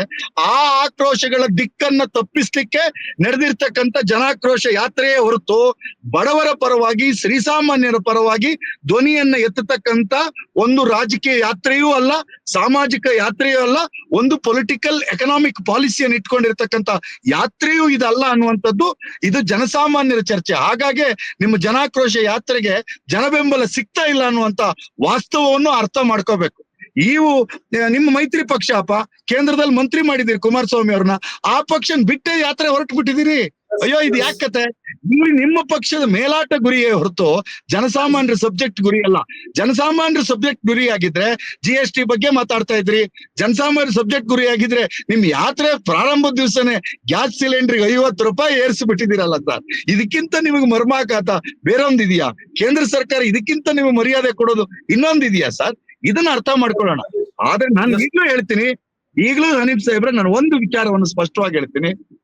ಬೆಲೆ ಏರಿಕೆ ಅನ್ನುವುದು ಒಂದು ನಿರಂತರವಾದ ಯೋಜನೆ ಕೇಂದ್ರ ಸರ್ಕಾರದ್ದಾಗಿದೆ. ಕೇಂದ್ರ ಸರ್ಕಾರ ರೂಪಿಸ್ತಕ್ಕಂತ ಆರ್ಥಿಕವಾದಂತ ಪಾಲಿಸಿಗಳ ಕೆಳಗಡೆಯೇ ರಾಜ್ಯ ಸರ್ಕಾರವು ತನ್ನ ಮಿತಿಯನ್ನು ಇಟ್ಕೊಂಡು ಬಜೆಟ್ ಅನ್ನು ರೂಪಿಸಬೇಕಾಗ್ತದೆ. ಇದು ಸಂವಿಧಾನ ಕೊಟ್ಟಿರ್ತಕ್ಕಂಥ ರೀತಿ. ಸೊ ಇಲ್ಲಿ ತೆರಿಗೆ ಕಲೆಕ್ಷನ್ ಮಾಡ್ಬೇಕು. ಗ್ಯಾರಂಟಿ ಕೊಟ್ಟಿದ್ರಿಂದ ನಿಂಗೆಲ್ಲ ವಸೂಲಿ ಮಾಡ್ತಾರೆ, ಪ್ರಶ್ನೆ ಇಲ್ಲ. ಹಾಲಿನ ದರ ಏರಿಕೆ ಆಗಿದ್ರೆ ಹಾಲಿನ ದರ ಏರಿಕೆ ಆಗಿದೆ ಅಂತ ಲಾಭ ಸಿಗ್ತಿರ್ತಕ್ಕಂಥ ಜನರು ಖುಷಿ ಪಟ್ಟಿದ್ದಾರೆ. ಆದ್ರೆ ಡೀಸೆಲ್ಗೆ ಅಬಕಾರಿ ಸುಂಕ ಯಾಕೆ ಹಾಕ್ಬೇಕಾಯ್ತು ಅನ್ನೋದನ್ನ ನೀವು ರಾಜಸ್ಥಾನದ ಬೆಲೆಯ ಜೊತೆಗೆ, ಮಹಾರಾಷ್ಟ್ರದ ಬೆಲೆಯ ಜೊತೆಗೆ, ಹರಿಯಾಣದ ಬೆಲೆಯ ಜೊತೆಗೆ ಹೋಲಿಸ್ಕೊಂಡು ಚರ್ಚೆ ಮಾಡಿದ್ರೆ ಚೆನ್ನಾಗಿರುತ್ತೆ. ಇವತ್ತೂ ಸಹಿತ ದೇಶದಲ್ಲಿ ತಮಿಳ್ನಾಡನ್ನ ನಾವು ಮಾದರಿಯಾಗಿ ತಗೋಬಹುದಲ್ಲ, ತಮಿಳ್ನಾಡಿನ ಪೆಟ್ರೋಲ್ ರೇಟ್, ಡೀಸೆಲ್ ರೇಟ್ ಬಗ್ಗೆ ನಾವು ಮಾತಾಡ್ಬೋದಲ್ಲ. ಇದ್ರ ಬಗ್ಗೆ ಮಾತಾಡೋಣ. ಅದರಿಂದ ಕೇಂದ್ರ ಕರ್ನಾಟಕಕ್ಕೆ ಮಾಡಿರ್ತಕ್ಕಂಥ ಅನ್ಯಾಯದ ಬಗ್ಗೆ, GST ಪಾಲನ್ನ ಕೊಡದೇ ಇರೋದ್ರ ಬಗ್ಗೆ ಕಾರಣ ಹೇಳಿ. ಸುಪ್ರೀಂ ಕೋರ್ಟಿಗೆ ಹೋಗ್ಬೇಕಾಯ್ತಲ್ಲ, ಸುಪ್ರೀಂ ಕೋರ್ಟ್ ಯಾಕೆ ಸೂಚನೆ ಕೊಡ್ತು? ಇಷ್ಟು ಪಾಲನ್ ಕೊಡಿ ಅವರಿಗೆ ಅಂತ ಸೂಚನೆ ಕೊಡೋದು ಯಾಕೆ ಬಂತು? ಅಂದ್ರೆ ನೀವು ಕೊಟ್ಟಿರ್ಲಿಲ್ಲ ಅಂತ ಅರ್ಥ. ಸುಪ್ರೀಂ ಕೋರ್ಟಿಗೆ ಬುದ್ಧಿ ಇಲ್ಲ ಅನ್ನೋಣ್ವೆ, ಸುಪ್ರೀಂ ಕೋರ್ಟ್ ಸರಿಯಾದ ತೀರ್ಪು ಕೊಡ್ಲಿಲ್ಲ ಅಂತ ಅನ್ನೋಣ್ವೆ. ಹಾಗಾದ್ರಿಂದ ಆ ರೀತಿಯಾಗಿ ಯೋಚನೆ ಮಾಡೋಣ. ಅಸಂಬಂಧವಾಗಿ ಏನೇನೋ ಸುಪ್ರೀಂ ಕೋರ್ಟ್ ಹೇಳಿದೆ, ಅದೇಳಿದೆ, ಇದೇಳಿದೆ ಅಂತೇಳಿ ಅಸಂಬಂಧವಾಗಿ ಮಾತನಾಡಲ್ಲ, ಹಾಡಬಾರದು. ಅಸಂಬದ್ಧ ಅನ್ನೋ ಶಬ್ದ ಬಳಸಬಾರ್ದು. ಶಬ್ದದ ಬಗ್ಗೆ ನಿಯಂತ್ರಣ ಇರ್ಲಿ, ಅಸಂಬದ್ಧ ಅನ್ನೋದು ಬಳಸಬೇಡಿ. ಸುಪ್ರೀಂ ಕೋರ್ಟ್ ತೀರ್ಪು ಕೊಟ್ಟಿರೋದ್ರಿಂದ ಹೇಳ್ತಾ ಇದ್ದೀನಿ, ಅಸಂಬದ್ಧ ಅಂತ ಹೇಳ್ಬಾರ್ದು. ಶಬ್ದ ಬರುತ್ತೆ ಅಂತ ಉಳಿಸಬಾರ್ದು. ಆ ಶಬ್ದಕ್ಕೆ ಮರ್ಯಾದೆ ಕೊಡ್ಬೇಕು. ಅಲ್ಲಲ್ಲ, ಒಂದು ಪಾಯಿಂಟ್ ಅವ್ರು ಹೇಳಿದ್ರಲ್ಲಿ ನನಗೂ ಅನ್ಸೋದೇನು ಅಂತ ಹೇಳಿದ್ರೆ, ನೀವು ಒಂದು ಜನಾಕ್ರೋಶ ಯಾತ್ರೆ ಬಹಳ ಯಶಸ್ವಿಯಾಗಿ ಆರಂಭ ಆಯ್ತು. ನಮಗೂ ಜನರ ಮನಸ್ಸಲ್ಲೆಲ್ಲ ಇತ್ತು, ಏನಪ್ಪಾ ದಿನ ಜಾಸ್ತಿ ಆಗ್ತಾ ಇದೆ. ಯಾಕಂತ ಹೇಳಿದ್ರೆ ಎಲೆಕ್ಟ್ರಿಸಿಟಿ ಜಾಸ್ತಿ ಮಾಡಿದ್ರು, ಬಸ್ಸಿದ್ದು ಜಾಸ್ತಿ ಮಾಡಿದ್ರು, ನೀರಿದ್ದು ಜಾಸ್ತಿ ಮಾಡಿದ್ರು, ಎಲ್ಲ ಆಯ್ತು. ಮೆಟ್ರೋದು ಕೂಡ ಜಾಸ್ತಿ ಆಯ್ತು. ಈಗ ಮೆಟ್ರೋದು ಯಾರು ಜಾಸ್ತಿ ಮಾಡಿದ್ದು ಅಂತ ನಮ್ಗೆ ಇನ್ನೂ ಪತ್ರಕರ್ತರಿಗೆ ನಮ್ಗೆ ಕಂಡು ಹುಡುಕ್ಲಿಕ್ಕೆ ಆಗಿಲ್ಲ. ನೀವು ಅವ್ರಿಗೆ ಹೇಳ್ತೀರಿ, ಅವ್ರು ನಿಮ್ಗೆ ಹೇಳ್ತಾ ಇದ್ದಾರೆ, ಅದು ಆಮೇಲೆ ಚರ್ಚೆ ಮಾಡೋಣ ನಾವು. ಬಟ್ ಅದೇ ಸಂದರ್ಭದಲ್ಲಿ ಕೇಂದ್ರ ಸರ್ಕಾರ ಗ್ಯಾಸ್ ಸಿಲಿಂಡರ್ ಬೆಲೆಯನ್ನು ಒಮ್ಮೆಲೆ ಏರಿಸಿತು. ಇದು ನಿಮ್ಮ ಹೋರಾಟಕ್ಕೆ ಹಿನ್ನಡೆ ಆದಂಗಾಗಿಲ್ವಾ? ಹೇಳ್ತೇನೆ, ಕರ್ನಾಟಕದ ಹಾಲಿನ ಬೆಲೆಗೂ ಕೇಂದ್ರ ಸರ್ಕಾರಕ್ಕೆ ಸಂಬಂಧ? ಕರ್ನಾಟಕದ ಸ್ಕ್ವೇರ್ ಫೀಟ್ ಬೆಲೆ ಸಬ್ ರಿಜಿಸ್ಟರ್ ಆಫೀಸ್ ಬೆಲೆ ಜಾಸ್ತಿ ಮಾಡೋಕ್ಕೂ ಅದಕ್ಕೇನು ಸಂಬಂಧ? BWSSB ಬೆಂಗಳೂರಿನಲ್ಲಿ ನೀರಿನ ಬೆಲೆ ಜಾಸ್ತಿ ಮಾಡೋಕ್ಕೂ ಸೆಂಟ್ರಲ್ಗೂ ಏನ್ ಸಂಬಂಧ? ಕಸ ತೆಗಿಯಕ್ಕೆ ಟ್ಯಾಕ್ಸ್ ಬೆಲೆ ಜಾಸ್ತಿ ಮಾಡಿದ್ರು ಬೆಂಗಳೂರಿನಲ್ಲಿ, ಅದಕ್ಕೂ ಸೆಂಟ್ರಲ್ಗೂ ಏನ್ ಸಂಬಂಧ? ಎಕ್ಸೈಸ್ ದುಡ್ಡು ಎಣ್ಣೆಗೆ ಜಾಸ್ತಿ ಮಾಡಿದ್ರು, ಅದಕ್ಕೂ ಕೇಂದ್ರ ಸರ್ಕಾರಕ್ಕೆ ಏನ್ ಸಂಬಂಧ? ಕರೆಂಟ್ ಯೂನಿಟ್ ಬೆಲೆ ಜಾಸ್ತಿ ಮಾಡೋದಕ್ಕೂ ಏನು ಸಂಬಂಧ? ಡೀಸೆಲ್ ಬೆಲೆ ಜಾಸ್ತಿ ಮಾಡಿದ್ರು, ಕರ್ನಾಟಕದಲ್ಲಿ ಎಕ್ಸೈಸ್ ದುಡ್ಡಿನ ಜಾಸ್ತಿ ಮಾಡಿದ್ರು, ಅದಕ್ಕೂ ಕೇಂದ್ರ ಸರ್ಕಾರಕ್ಕೆ ಸಂಬಂಧ? ಯಾವುದಕ್ಕೆ ಸಂಬಂಧ? ನೀವು 50 ರೂಪಾಯಿ ಜಾಸ್ತಿ ಮಾಡಿದಕ್ಕೆ ಬೆಲೆ ಏರಿಕೆಗೆ ಸಂಬಂಧಿಸಿ ನಿಮ್ಮ ಯಾತ್ರೆ ಆರಂಭವಾಗಲೇ ಇನ್ನೊಂದು ಕಡೆ ಗೃಹಿಣಿಯರು ಗ್ಯಾಸ್ ಸಿಲಿಂಡರ್ 50 ರೂಪಾಯಿ ಜಾಸ್ತಿ ಮಾಡಿದ್ರಲ್ಲ, ಅದು ದೊಡ್ಡ ಹೊಡೆತ ಅಲ್ವಾ ಅದು ಜನರಿಗೆ? ಸೊ ನಿಮ್ಮ ಮೋರಲ್ ಕ್ವೆಶ್ಚನ್ ಅದು ನಿಮಗೆ. ಹನೀಫ್ ಅವರೇ ಕೇಳ್ಬೇಕು, ಬೆಲೆ ಏರಿಕೆ ಸರಿ ಅಂತಿದ್ದೀರಿ.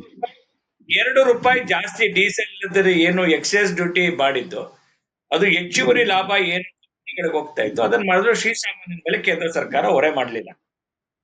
ಈ 50 ರೂಪಾಯಿ ಏನು LPG ಬಿಲ್ ಮಾಡಿರ್ತಕ್ಕಂಥದ್ದು ನಾವು ಕಳೆದ 300 ರೂಪಾಯಿ ಕಡಿಮೆ ಮಾಡಿದ್ವಿ. ಒಂದು ವರ್ಷದಲ್ಲಿ 300 ರೂಪಾಯಿ LPG ಸಿಲಿಂಡರಿನ ರೇಟ್ ಅನ್ನ ಕಡಿಮೆ ಮಾಡಿದ್ವಿ. ಲೋಕಸಭಾ ಚುನಾವಣೆ ಮುಂಚೆ ಮತ್ತು ಒಟ್ಟು 250 ರೂಪಾಯಿ ಪ್ಲಸ್ 50 ರೂಪಾಯಿ, ಒಟ್ಟು 300 ರೂಪಾಯಿ ಕಡಿಮೆ ಮಾಡಿದ್ವಿ. ಜಾಗತಿಕವಾಗಿ ಏನು ಮಾಡಿದ್ವಿ? 300 ರೂಪಾಯಿ ಲೆಕ್ಕ ಹಾಕೊಳ್ಳಿ. 1050 ರೂಪಾಯಿ ಇದ್ದಿದ್ರೆ 850 ರೂಪಾಯಿ ಮಾಡಿದ್ವಿ. ಏನು 300 ರೂಪಾಯಿ ಕಡಿಮೆ ಮಾಡಿದ್ವಿ. 300 ರೂಪಾಯಿ ಕಡಿಮೆ ಮಾಡಿ 50 ರೂಪಾಯಿ ಕಡಿಮೆ ಆಗಿದೆ. ನಾವೇನು 50 ರೂಪಾಯಿ ಕಲೆಕ್ಟ್ ಮಾಡ್ತಾ ಇದೀವಿ, ಅದೇನು ಉಜ್ವಲ ಏನು ಸ್ಕೀಮ್ ಒಳಗಡೆ ಕೋಟ್ಯಾಂತರ ಜನ ಬಡವರಿಗೆ ಏನ್ ಕೊಡ್ತಾ ಇದೀವಿ, 525 ರೂಪಾಯಿ ಸಬ್ಸಿಡಿ ಒಳಗಡೆ, ಅದಕ್ಕೆ ಈ ಹಣವನ್ನ ವಿನಿಯೋಗ ಮಾಡ್ತಾ ಇದೀವಿ. ಏನು 2 ರೂಪಾಯಿ ಸಬ್ಸಿಡಿ ಎಕ್ಸೈಸ್ ಡ್ಯೂಟಿ ಜಾಸ್ತಿ ಆಗಿದೆ, 27,000 ಕೋಟಿ ಮಿಗತ್ತೆ, 27,000 ಕೋಟಿ ರೂಪಾಯಿ ಇನ್ಫ್ರಾಸ್ಟ್ರಕ್ಚರ್ಗೆ ಆಗ್ತಾ ಇದೀವಿ. ಅಲ್ಲಲ್ಲ, ಎಲ್ಲರೂ ಟ್ಯಾಕ್ಸ್ ನೀವು ರಾಜ್ಯ ಸರ್ಕಾರ ಜಾಸ್ತಿ ಮಾಡಿದ್ರು, ಕೇಂದ್ರ ಸರ್ಕಾರ ಮಾಡಿದ್ರು, ಅದನ್ನ ಅಭಿವೃದ್ಧಿ ಸೆಕ್ಟರ್ಗೆ ಹಾಕೋದು ಎಲ್ಲರೂ ಅಭಿವೃದ್ಧಿ ಕೆಲಸಕ್ಕೆ ತೊಡಗ್ತೀವಿ. ಸಮಸ್ಯೆ ಇದೆಯಲ್ಲ. ಸುಧೀಂದ್ರ ಅವ್ರಿಗೆ ಕೇಳ್ಬಿಡಿ, ಮೊಸರು ಬೆಲೆ ಏನ್ ಟ್ಯಾಕ್ಸ್ ಅಂತಂದ್ರು, ಮಕ್ಕಳ ಮೇಲೆ ಟ್ಯಾಕ್ಸ್ ಅಂತಂದ್ರು, GST ಆ ಟ್ಯಾಕ್ಸ್ ಅವ್ರ ಶೇರಿಂಗ್ ಅವ್ರಿಗೆ ಬರ್ತಿಲ್ವಾ? ಮುಂದಿನ GST ಸಭೆ ಒಳಗಡೆ ಕರ್ನಾಟಕದವರು ನಮ್ಗೆ ಇದಕ್ಕೆಲ್ಲ ವಿನಾಯಿತಿ ಕೊಡಿ ಅಂತ ಅವರ ಹಣಕಾಸು ಮಂತ್ರಿ ಹತ್ರ ಒಂದು ನಮ್ಗೆ ಯಾವ್ದಕ್ಕೂ ಇದೆಲ್ಲ ಬೇಡ ಅಂತೇಳಿ ಕೊಡ್ಸ್ಬಿಡಿ. ಇಲ್ಲಿ ಟಿವಿ ಚರ್ಚೆ ನೀವು ಸರ್, ನೀವು GST ಸಂಗ್ರಹ ಮಾಡಿದಿರಿ, it is A national policy, ನೀವು ಮಾಡಿದಿರಿ, ನಮ್ಗೆ ಅದನ್ನ ಪಾಲ್ ಕೊಡಿ ಅಂತ ಸುಪ್ರೀಂ ಕೋರ್ಟಿಗೆ ಹೋಗ್ಬೇಕಾದ ಪರಿಸ್ಥಿತಿ ಬಂದಿದ್ ನೀವು ಅಸಂಬದ್ಧ ಅಂದ್ಬಿಟ್ರೆ. ನೀವ್ ಈಗ ಮಾತಾಡಿದ್ರಲ್ಲ, ಇಡೀ GST ಸಂಬಂಧಪಟ್ಟಂತ ಎಲ್ಲ ರಾಜ್ಯಗಳ ಒಪ್ಪಿಗೆ ಆಧಾರದ ಮೇಲೆ GST ಒಂದು ಕೌನ್ಸಿಲ್ ಒಳಗಡೆ ತೀರ್ಮಾನ ಆಗುತ್ತೆ. ಇದು ಯಾವ ಕೇಂದ್ರ ಸರ್ಕಾರದ ಪಾತ್ರನೂ ಇಲ್ಲ, ಯಾವ್ದು ಇಲ್ಲ. ನೀವ್ ಈ ಮಾರ್ಕ್ ಹೇಳ್ಬಿಟ್ರಿ ಅಂದ್ರೆ GST ಪಾಲಿಸಿ ಒಳಗೆ ಕೇಂದ್ರ ಸರ್ಕಾರದ ಪಾತ್ರ ಇಲ್ಲ ಅಂತಂದ್ರೆ ಚರ್ಚೆ ಮಾಡೋದ್ರಲ್ಲಿ ಏನು ಚರ್ಚೆ ಉದ್ದೇಶವೇ ಇಲ್ಲ. GST ಕೌನ್ಸಿಲ್ ನಲ್ಲಿ ಎಲ್ಲ ಮೆಂಬರ್ಸ್ ಇದ್ದಾರೆ, who is the policy makers. ನೀವು GST ನೀತಿ ಏನ್ ಮಾಡಿದ್ರಿ, ಅದರಲ್ಲಿ ಏನು ಸರ್ಕಾರಕ್ಕೆ ಕರ್ನಾಟಕಕ್ಕೆ ಪಾಲ್ ಬರಬೇಕಾಗಿತ್ತು ಅದು ಬರಲಿಲ್ಲ. ಅದನ್ನ ರಾಜ್ಯ ಸರ್ಕಾರ ಮತ್ತೆ ಸುಪ್ರೀಂ ಕೋರ್ಟ್ಗೆ ಅರ್ಜಿ ಹಾಕಿಬಿಟ್ಟು ಕೇಳಬೇಕಾಯ್ತು ಅಂತ ಅವ್ರು ಹೇಳ್ತಾರೆ. ಇಲ್ಲಿ ಕೇಳಿ, ಇದೊಂದು ದೂಷಣೆ ಮಾಡೋದ್ ಬಿಟ್ರೆ ಯಾವ ಪಾಲ್ ಬಂದಿಲ್ಲ. ಅಲ್ಲ, ಅದು ನಿಜ ಅಲ್ವಾ? ಅಲ್ಲ, ಅದು ನಿಜ ಅಲ್ವಾ? ಡಿವ್ಯಾಲ್ಯೂಯೇಷನ್ ಅಲ್ಲಿ ನಾ ಹೇಳ್ತೀನಿ, ಡಿವ್ಯಾಲ್ಯೂಯೇಷನ್ ಫಂಡ್ ನಮ್ದು ಏನು 16ನೇ ಹಣಕಾಸು ಆಯೋಗ ಏನ್ ಶಿಫಾರಸ್ ಮಾಡಿದೆ, 16 ಹಣಕಾಸು ಆಯೋಗ ಶಿಫಾರಸ್ ಮಾಡಿದೆ, ಅದನ್ನ ಲಾಗು ಮಾಡಿದೀವಿ. ಇಡೀ ದೇಶದಲ್ಲಿ ಮೊದಲು ಏನಿತ್ತು 37% ಇದ್ದಿದ್ದನ್ನ 41% ಮಾಡಿದೀವಿ. ನಾವ್ ಯಾಕೆ ವ್ಯತ್ಯಾಸ ಆಗತ್ತೆ? ಈಗ 17ನೇ ಆಯೋಗ ಅರವಿಂದ್ ಪ್ರಾಣಿಗ್ರಹಿ ನೇತೃತ್ವದಲ್ಲಿ ನಡೆಯುತ್ತೆ ರೆಕಮೆಂಡೇಶನ್. ಇದನ್ನ ನಾವ ಮಾಡಿದಂತದ್ದು ರೆಕಮೆಂಡೇಶನ್, ಫೈನಾನ್ಸ್ ಕಮಿಷನ್ ಮಾಡಿದಂತ ರೆಕಮೆಂಡೇಶನ್. ಸಿದ್ದರಾಮಯ್ಯನವರೇ ಇದ್ರಲ್ಲ ಮುಖ್ಯಮಂತ್ರಿ, ಅವರೇ ರೆಪ್ರೆಸೆಂಟೇಷನ್ ಮಾಡಿದ್ರು ನಮ್ಮ ರಾಜ್ಯವನ್ನ. ಏನ್ 1% ಜಮ್ಮು ಕಾಶ್ಮೀರ ಕೊಟ್ಟಂತದ್ದು, ಏನ್ ಭೀಮಾರು ರಾಜ್ಯಗಳಿಂದ, ಒಂದು ಸಮೃದ್ಧ ಇರ್ತಕ್ಕಂಥ ರಾಜ್ಯಗಳಿಂದ 1% ಜಮ್ಮು ಕಾಶ್ಮೀರದ ಒಂದಿಗೆ ಕೊಟ್ಟಿದೆ. ನಮ್ಗೆ ಕೊಡ್ಬೇಕಾಗಿರ್ತಕ್ಕಂಥದ್ದು ಅಷ್ಟು ಪೈಸೆ ಬಂದಿದೆ, ಒಂದೇ ಒಂದು ರೂಪಾಯಿ. ಅದ್ ಮಾಡಕ್ ಬರೋದಿಲ್ಲ. ಅನೇಕವ್ರೆ, ನೀವು ಬಹಳ ಹಿರಿಯರ ಪತ್ರಕರ್ತರಿದ್ದೀರಿ ನೀವು. ಯಾವುದೇ ರಾಜ್ಯಕ್ಕೆ ತಾರತಮ್ಯ, ಯಾವುದೇ ರಾಜ್ಯವನ್ನ ಮೋಸ ಮಾಡಕ್ ಹಂಗ್ ಮಾಡಕ್ಕೂ ಬರೋದಿಲ್ಲ. ಅದು ಒಂದು ಕಾನ್ಸ್ಟಿಟ್ಯೂಷನ್ ಅಪ್ಲಿಕೇಶನ್. ಫೈನಾನ್ಸ್ ಕಮಿಷನ್ ಏನ್ ರೆಕಮೆಂಡೇಶನ್ ಮಾಡಿದೆ, ಇದ್ರಲ್ಲಿ ಏನು ಅದೇ ರೀತಿಯಾಗಿ ಕೊಟ್ಟಿದ್ದೀರಿ ಅಂತಂದ್ರೆ ಸುಪ್ರೀಂ ಕೋರ್ಟಿಗೆ ತಮಿಳುನಾಡು ಹೋಗೋ ಅವಶ್ಯಕತೆ ಇರಲಿಲ್ಲ, ಕರ್ನಾಟಕ ಹೋಗೋ ಅವಶ್ಯಕತೆ ಇರಲಿಲ್ಲ. ಏನ್ ಹೇಳ್ತಿದ್ದಾರೆ ಇವ್ರು? ಹಾಗಲ್ಲ ಆರ್ಗ್ಯುಮೆಂಟ್. ಈಗ ಇಡೀ ಕರ್ನಾಟಕದ ಒಂದು ಉತ್ಪಾದನೆ ಬಹಳ ನಮ್ಮ ಕಂದಾಯ, ನಮ್ಮ ಸಂಪನ್ಮೂಲ ಬೆಂಗಳೂರು ಒಂದರಿಂದನೇ ಬರುತ್ತೆ. ನಮ್ಮ ರಾಜ್ಯದ 70% ಸಂಪನ್ಮೂಲ ಬೆಂಗಳೂರು, ಒಂದೇ ಬೆಂಗಳೂರು ನಾವು ಡಿಮ್ಯಾಂಡ್ ಮಾಡ್ದಂಗೆ ನಾವು ಜಾಸ್ತಿ ಕೊಡ್ತಿರೋದು ನಮ್ಗೆ ಜಾಸ್ತಿ ಕೊಡಿ ಅಂತೇಳಿ. ಹಂಗ್ ಮಾಡಕ್ ಬರೋದಿಲ್ಲ.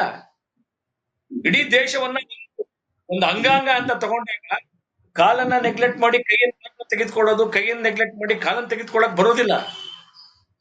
ಯಾವುದೆಲ್ಲವೂ ಜನಸಂಖ್ಯೆ ಆಧಾರದ ಮೇಲೆ ನಾವು ಫಿಕ್ಸ್ ಮಾಡಿದ್ವಾ? ಜನಸಂಖ್ಯೆ ಆಧಾರದ ಮೇಲೆ ಸಂಪನ್ಮೂಲಗಳ ಎಲ್ಲ ವಿಕೇಂದ್ರೀಕರಣ ಆಗ್ಬೇಕು ಅಂತ ಇವರ ಸರ್ಕಾರದಲ್ಲೇ ಮಾಡಿಟ್ಟಾಗಿದ್ದಂತ. ಇವರೇ ಹೇಳಿದ್ರು ಯಾವ್ಯಾವ ಜನಸಂಖ್ಯೆ ಆಧಾರ ಇದೆ ಅದ್ರ ಆಧಾರದ ಮೇಲೆ ಮಾಡಿ ಅಂತ. ಇವತ್ತು ಉತ್ತರ ಪ್ರದೇಶದಲ್ಲಿ ಜನಸಂಖ್ಯೆ ಇದೆ, ಹೌದು, ಅವ್ರ ಸಂಪನ್ಮೂಲ ಕಡಿಮೆ ಇದ್ರು ಜನಸಂಖ್ಯೆ ಜಾಸ್ತಿ ಇದೆ, ಡೆಮೋಗ್ರಫಿ ಬೇಸ್ಡ್ ಮಾಡಬೇಕು. ಇವತ್ತು ಏನು ಹಣಕಾಸು ಆಯೋಗ ಶಿಫಾರಸ್ ಮಾಡಿದೆ, ಅದ್ರದ್ದು ಒಂದು ಪೈಸಾ ಇವ್ರ ಆರ್ಗ್ಯುಮೆಂಟ್ ಆಗಲ್ಲ.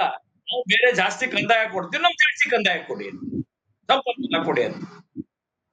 ನೀವು ಹಿರಿಯ ಪತ್ರಕರ್ತರಿಗೆ ಒಂದೇ ಒಂದು ನಯಾ ಪೈಸೆ UPA ಅವಧಿ ಒಳಗಡೆ ಒಂದ್ ನಿಮಿಷ ರೀ. ಈಗ ಇದು ಸರಿ, ನೀವು ಹೇಳ್ತಾ ಇರೋದು ಸರಿ ಇದೆ, ಯಾವುದೇ ರಾಜ್ಯಗಳಿಗೆ ತಾರತಮ್ಯ ಮಾಡಬಾರದು ಅಂತ. ಸುಧೀರ್ ಅವರು ಹೇಳ್ತಾ ಇರೋದು ಸರಿ ಇದೆ. ಏನಂತ ಹೇಳಿದ್ರೆ, ನೀವು ಸಕಾಲಕ್ಕೆ ನೀವು ಪೂರ್ತಿಯಾಗಿ ಪಾವತಿ ಮಾಡ್ಲಿಲ್ಲ GST ಪಾಲನ್ನ, ಅದಕ್ಕಾಗಿ ತಮಿಳುನಾಡು ಇರ್ಬೋದು, ಕರ್ನಾಟಕ ಇರ್ಬೋದು, ಸುಪ್ರೀಂ ಕೋರ್ಟ್ ಮೆಟ್ಲ ಹತ್ರ ಬೇಕಾಯ್ತು ಅನ್ನೋದು ನಿಜ. ಅದು ನೀವು ಡಿಲೇ ಮಾಡಿದ್ರಿ. ಅವ್ರು ಹೋಗಿದಂತದ್ದು ಏನು ಬರ ಮತ್ತೆ ಇದು ಬಂತು, ಪ್ರವಾಹ ಬಂತು, ಪರಿಹಾರ ಹೋಗಿದಂತದ್ದು GST ಅಮೌಂಟ್ ಹೋಗಿದ್ದಲ್ಲ. ಕರ್ನಾಟಕ ಹೋಗಿದ್ದು GST ಮುಖ್ಯಮಂತ್ರಿಗಳಿಂದ ತೀರ್ಪಿದೆ. ಜಸ್ಟ್ ಅಲ್ಲೇ ಗೂಗಲ್ ಮಾಡಿ ಸಿಗುತ್ತೆ ನಿಮ್ಗೆ, ಅಲ್ಲೇ ಗೂಗಲ್ ಮಾಡಿ ಸಿಗುತ್ತೆ. ಪ್ರವಾಹ ನಿಮ್ಮ ಮತ್ತೆ ಮೊಬೈಲ್ ಬರ ಸರ್ ದಯವಿಟ್ಟು ಅದ್ರೊಳಗೆ ಇದೆ ನೋಡಿ. ಅದ್ರ ಆಧಾರದ ಮೇಲೆ ನಮ್ಗೆ ಏನ್ ಪರಿಹಾರ ಕಡಿಮೆ ಆಗಿದೆ ಅಂತ ಓದಂತದ್ದು. ಸುಪ್ರೀಂ ಕೋರ್ಟ್ ಏನಂತ, ಸುಪ್ರೀಂ ಕೋರ್ಟ್ ಹತ್ರ ತೀರ್ಮಾನ ಕೊಡಕ್ ಬರ್ತದ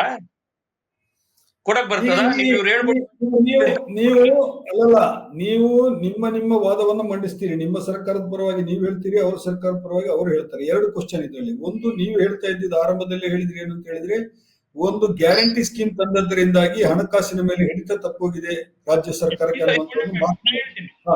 ಒಂದು ಮಾತು. ಅದಕ್ಕೆ ಮುಂಚೆ ನಾನೊಂದು ಕೇಳ್ತೀನಿ. ನಾನು ಈ ಮೆಟ್ರೋ ದರವನ್ನ ಯಾರು ಜಾಸ್ತಿ ಮಾಡಿದ್ದು? ಯಾಕಂದ್ರೆ ಒಂದು ವಾರಗಳ ಕಾಲ ನಿಮ್ಮ ರಾಜ್ಯ ಸರ್ಕಾರ ಕೇಂದ್ರ ಸರ್ಕಾರದ ನಡುವೆ ಚರ್ಚೆ ನಡೆಯಿತು. ಕೇಂದ್ರ ಸರ್ಕಾರ, ನಾನು ಹೇಳ್ತೀನಿ, ಮೆಟ್ರೋ ಕೇಳಿ, ಮೆಟ್ರೋ ದರವನ್ನ ಕೇಂದ್ರ ಸರ್ಕಾರ ಮತ್ತೆ ರಾಜ್ಯ ಸರ್ಕಾರ, ಕೇಂದ್ರದ ಸಹಭಾಗಿತ್ವ ಅದರಲ್ಲಿದೆ. ಆದ್ರೆ ಆಡಳಿತದ ಪೂರ್ಣ ಭಾಗಿತ್ವ ರಾಜ್ಯ ಸರ್ಕಾರದ್ದು. ಕೇಂದ್ರದ ಅದಕ್ಕೋಸ್ಕರ ಒಬ್ಬ ನಿವೃತ್ತ ನ್ಯಾಯಾಧೀಶರನ್ನ ನೇಮಕ ಮಾಡಲಾಗಿದೆ. ಆ ನಿವೃತ್ತ ನ್ಯಾಯಾಧೀಶರುಗಳು ಏನು ಬೆಂಗಳೂರಿನ ಮೆಟ್ರೋ ಕಾರ್ಪೊರೇಷನ್ ಏನಾಗಿದೆ, ಅವರು ಕೇಂದ್ರ ಸರ್ಕಾರಕ್ಕೆ ಪ್ರಪೋಸಲ್ ಕೊಡ್ತಾರೆ. ನಮ್ಮ ಈ ಬೆಲೆಯನ್ನ ಜಾಸ್ತಿ ಮಾಡಿ ಅಂತ ಕೊಡ್ತಾರೆ. ಅಲ್ಲಿಯೇ ಇವರ ಶಿಫಾರಸಿನ ಆಧಾರದ ಮೇಲೆ ಏನು ಅಲ್ಲಿಯ ನಿವೃತ್ತ ನ್ಯಾಯಾಧೀಶರು ಯಾರು ಮದ್ರಾಸ್ ಹೈಕೋರ್ಟ್ ಇಂದ ಇರ್ತಾರೆ, ಅವ್ರ ಮೆಂಬರ್ ಇರ್ತಾರೆ, ಅವ್ರು ಸೇರಿ ಇವರ ಶಿಫಾರಸಿನ ಆಧಾರದ ಮೇಲೆ ಆ ಮೆಟ್ರೋ ರೇಟ್ ಅನ್ನ ಫಿಕ್ಸ್ ಮಾಡಿ ಕೊಡ್ತಾರೆ. ಹೇಳ್ತೀನಿ ಕೇಳಿ, ಅದೇ ಸಂಪರ್ಕ ಇದೆಲ್ಲವೂ ಗೊತ್ತಾದ ನಂತರ ಇವ್ರೇನು ನಮ್ಗೆ ಕೇಂದ್ರ ಸರ್ಕಾರ ಅಂದ ತಕ್ಷಣ ತೇಜಸ್ವಿ ಸೂರ್ಯ ಅವರು, PC ಮೋಹನ್ ಇಬ್ರು ಸಂಸದರು, ಅವರು ಇವರನ್ನ ರಾಜ್ಯ ಸರ್ಕಾರಕ್ಕೆ, ಅದ್ರಲ್ಲೂ ವಿಶೇಷವಾಗಿ ಸಿದ್ದರಾಮಯ್ಯನವ್ರ ಹತ್ರ ವಿನಂತಿ ಮಾಡ್ಕೊಳ್ತೀವಿ ನಾವು. ಸರ್, ನೀವು ಒಂದ್ ಕೆಲಸ ಮಾಡಿ, ನಮ್ಗೆ ಈ ಮೆಟ್ರೋ ದರ ಕಡಿಮೆ ಮಾಡಿ ಅಂತ ಹೇಳಿ ನೀವು ಇನ್ನೊಂದು ಲೆಟರ್ ಈ ನಿಮಿಷಕ್ಕೆ ಕೊಟ್ಟಿಲ್ಲ. ಈಗ ನೋಡಿ, ಬೇರೆ ಊರಿನಲ್ಲಿ ಇಡೀ ದೇಶದಲ್ಲಿ ಸುಮಾರು 12 ನಗರಗಳಲ್ಲಿ ಮೆಟ್ರೋ ನಡೀತಿದೆ. 12 ನಗರದಲ್ಲಿ ಮೆಟ್ರೋ ಮಾಡ್ತಿರ್ತಕ್ಕಂಥ ಮೊದಲನೇ ಸ್ಲ್ಯಾಬ್ 60 ರೂಪಾಯಿ ದಾಟಿಲ್ಲ ಎಂದು ಕೂಡ. ಆದ್ರೆ ಕರ್ನಾಟಕದಲ್ಲಿ ಮಾತ್ರ 90 ರೂಪಾಯಿ ಇದೆ. ಅದರಲ್ಲೂ ಬೆಂಗಳೂರಿನಲ್ಲಿ 60 ರೂಪಾಯಿ ಮ್ಯಾಕ್ಸಿಮಮ್, ಬೆಂಗಳೂರಿನಲ್ಲಿ 90 ರೂಪಾಯಿ ಇದೆ. ಇದಕ್ಕೆ ಯಾರು ಕಾರಣೀಭೂತರು? ಒಂದ್ ಕೆಲಸ ಮಾಡಿಸಿ, ಸುಧೀಂದ್ರ ಅವರು ವಕ್ತಾರರಿದ್ದಾರೆ, ಈಗ ಅವರ ಪ್ರೊಮ್ಮ ಇದ್ದಾರೆ, ಅವ್ರನ್ನ ಇವತ್ತು ನಾಳೆ ಬೆಳಿಗ್ಗೆ ಅದನ್ನ ಲೆಟರ್ ತಗೊಂಡ್ ಬಂದು ಕೊಡ್ಸಿ ನನಗೆ. ನಿಮ್ ಚಾನೆಲ್ ಮುಖಾಂತರನೇ, ತ್ರಿವರ್ಣ ಚಾನೆಲ್ ಮುಖಾಂತರನೇ ರಾಜ್ಯ ಜನತೆಗೆ ಅರ್ಜಿ ಇಸ್ಕೊಳ್ಳಿ. ನಾನ್ ನಿಮ್ಗೆ ಆ ಮೆಟ್ರೋ ದರವನ್ನ ಕೇಂದ್ರ ಸರ್ಕಾರದ ಒಪ್ಪಿಗೆ ಕೊಡಿಸ್ತೀನಿ ಕಡಿಮೆ ಆಗಿ. ಮಹೇಶ್ ಅವ್ರು ಏನ್ ಹೇಳಿದ್ರಂದ್ರೆ, ಮೆಟ್ರೋ ದರ, ಈಗ ಬೆಂಗಳೂರು ಮೆಟ್ರೋ ದರ ವಾದ ವಿವಾದಗಳು ಪತ್ರಿಕೆನಲ್ಲಿ ನಡೆಯಿತು. ನೀವು ಕೇಂದ್ರ ಸರ್ಕಾರದ ಮೇಲೆ ಆಗ್ತಾ ಇದ್ದೀರಿ, ಅವರು ರಾಜ್ಯ ಸರ್ಕಾರದ ಮೇಲೆ ಆಗ್ತಾ ಇದ್ದಾರೆ. ನಿರ್ವಹಣೆ ಮಾಡ್ತಾ ಇರೋದು ರಾಜ್ಯ ಸರ್ಕಾರ. ರಾಜ್ಯ ಸರ್ಕಾರದ ಸಲಹೆ ಮೇರೆಗೆ ಅಲ್ಲಿ ಏನು ಬೆಲೆ ನಿರ್ಧರಿಸುವಂತ ಆಯೋಗ ಇತ್ತು, ಅವರು ಸಲಹೆ ಕೊಟ್ಟಿರೋದು ಮಾಡಿ ಅಂತ ಹೇಳ್ಬಿಟ್ಟು. ಈಗ ಅವರು ಮಹೇಶ್ ಏನ್ ಹೇಳ್ತಾ ಇದ್ದಾರೆ ಅಂತ ಹೇಳಿದ್ರೆ, ನೀವು ಮತ್ತೊಂದು ಮನವಿ ಏನಾದ್ರು ಕೊಟ್ಟಿದ್ದಿದ್ರೆ, ಕೇಂದ್ರ ಸರ್ಕಾರಕ್ಕೆ ಮನವಿ ಮಾಡಿದ್ದಿದ್ರೆ ಕಡಿಮೆ ಆಗ್ತಾ ಇತ್ತು ಅದು.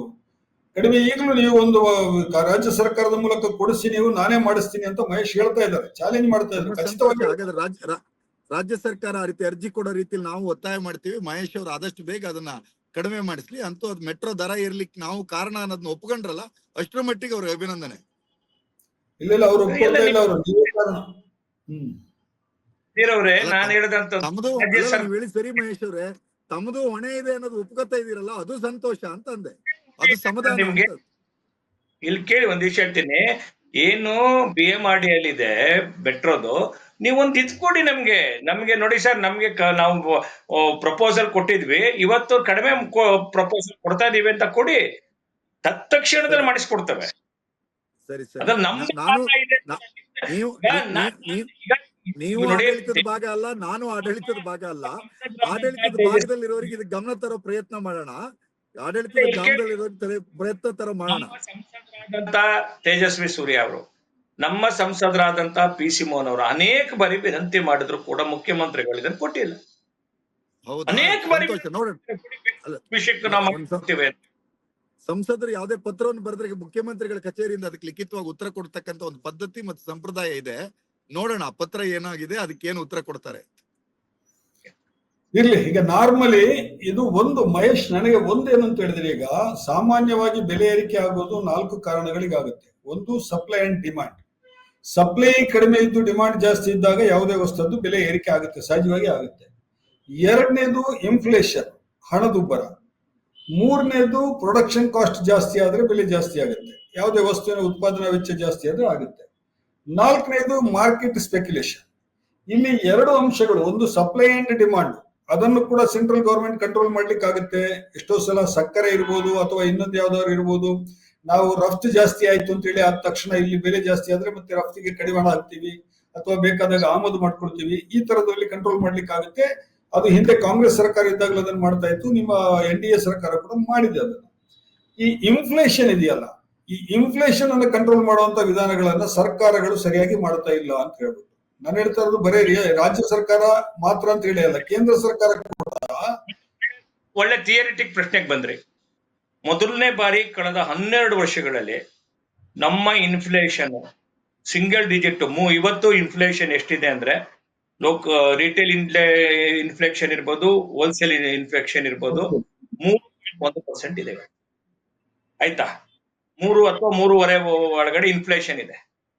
ಇದೇ UPA ಅವಧಿ ಒಳಗಡೆ ಇನ್ಫ್ಲೇಷನ್ 13%, 13.5% ಇನ್ಫ್ಲೇಷನ್ ಆಗಿತ್ತು, ಡಬಲ್ ಡಿಜಿಟ್.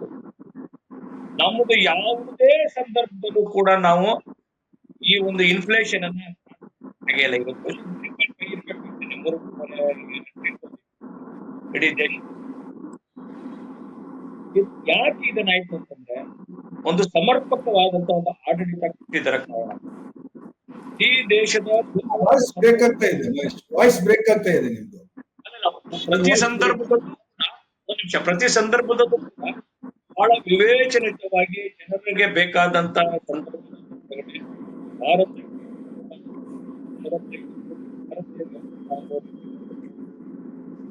ಕೇಳಿಸ್ತಾ ಇಲ್ಲ, ಮಾತು ಕೇಳಿಸ್ತಾ ಇಲ್ಲ. ಈರುಳ್ಳಿ ವಿಚಾರದಲ್ಲಿ ಇರ್ಬೋದು, ಅದು ಬೇರೆ ಯಾವುದೇ ಪದಾರ್ಥಗಳಿರ್ಬೋದು, ಆಯಿಲ್ ಪದ ಇರ್ಬೋದು, ಪ್ರತಿಯೊಂದರಲ್ಲೂ ಕೂಡ ಭಾರತ ಆತ್ಮನಿರ್ಭರ ಮಾಡ್ಬೇಕು ಅಂತ ನಮ್ಮ ಪ್ರಯತ್ನ. ನಾವೇನು ಈ ಬೆಲೆ ಏರಿಕೆ ಅಂತಕ್ಕಂಥದ್ದು ಆದಷ್ಟು ಕೇಂದ್ರ ಸರ್ಕಾರ ಅದನ್ನ ಹತೋಟಿಗೆ ತರ್ತಕ್ಕಂಥ ಕೆಲಸ. ತಾವು ಪ್ರಾರಂಭದಲ್ಲಿ ಡಿಮ್ಯಾಂಡ್ ಮತ್ತೆ ಸಪ್ಲೈ, ಕರ್ನಾಟಕದ ಒಳಗಡೆ ಇದು ಯಾವುದೋ ಇಲ್ಲ. ಕರ್ನಾಟಕದ ಎಕ್ಸ್ಚೆಕ್ಟರ್ ಒಳಗಡೆ ದಿವಾಳಿ ಆಗಿದ್ದ ಕಾರಣ ಯಾವುದಾದ್ರೂ ಇವರು ಹಣವನ್ನ ತರಬೇಕು. ಅದಕ್ಕೋಸ್ಕರ ಎಲ್ಲೆಲ್ಲ ಅವಕಾಶ ಇದೆ ಎಲ್ಲ ಕಡೆನೂ ಹಣವನ್ನ ಮಾಡ್ತಾರೆ. ಎಕ್ಸ್ಟ್ರೋ ಬೇರೆಯವ್ರ ಪಾಸಿಬಿಲಿಟಿ ಅಂತ ರಿಸೋರ್ಸ್ ಅಂತ ಅವರ ಏನು ಬೆಲೆ ಏರಿಕೆಗೂ ವೈಜ್ಞಾನಿಕ ತರಹದಿಯ ಯಾವ ಅಂಶಗಳು ಇಲ್ಲ. ಬೆಂಗಳೂರಿನಲ್ಲಿ 100 ರೂಪಾಯಿ ಸ್ಕ್ವೇರ್ ಫೀಟ್ಗೆ ಪ್ಲಾನಿಂಗ್ ಇಟ್ಟಿಗೆ ಅದಕ್ಕೆ ಕಸವನ್ನ ತೆಗಿತಕ್ಕಂಥದ್ದು ಒಂದು ಲೋಕಲ್ ಬಾಡಿಯ ಜವಾಬ್ದಾರಿ.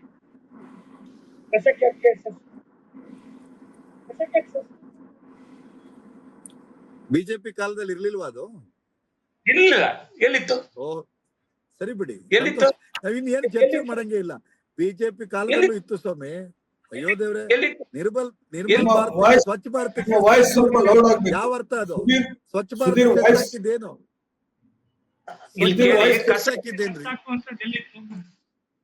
ಕಸಕ್ಕೆ ಸಸಾಕೋದೆಲ್ಲಿತ್ತು?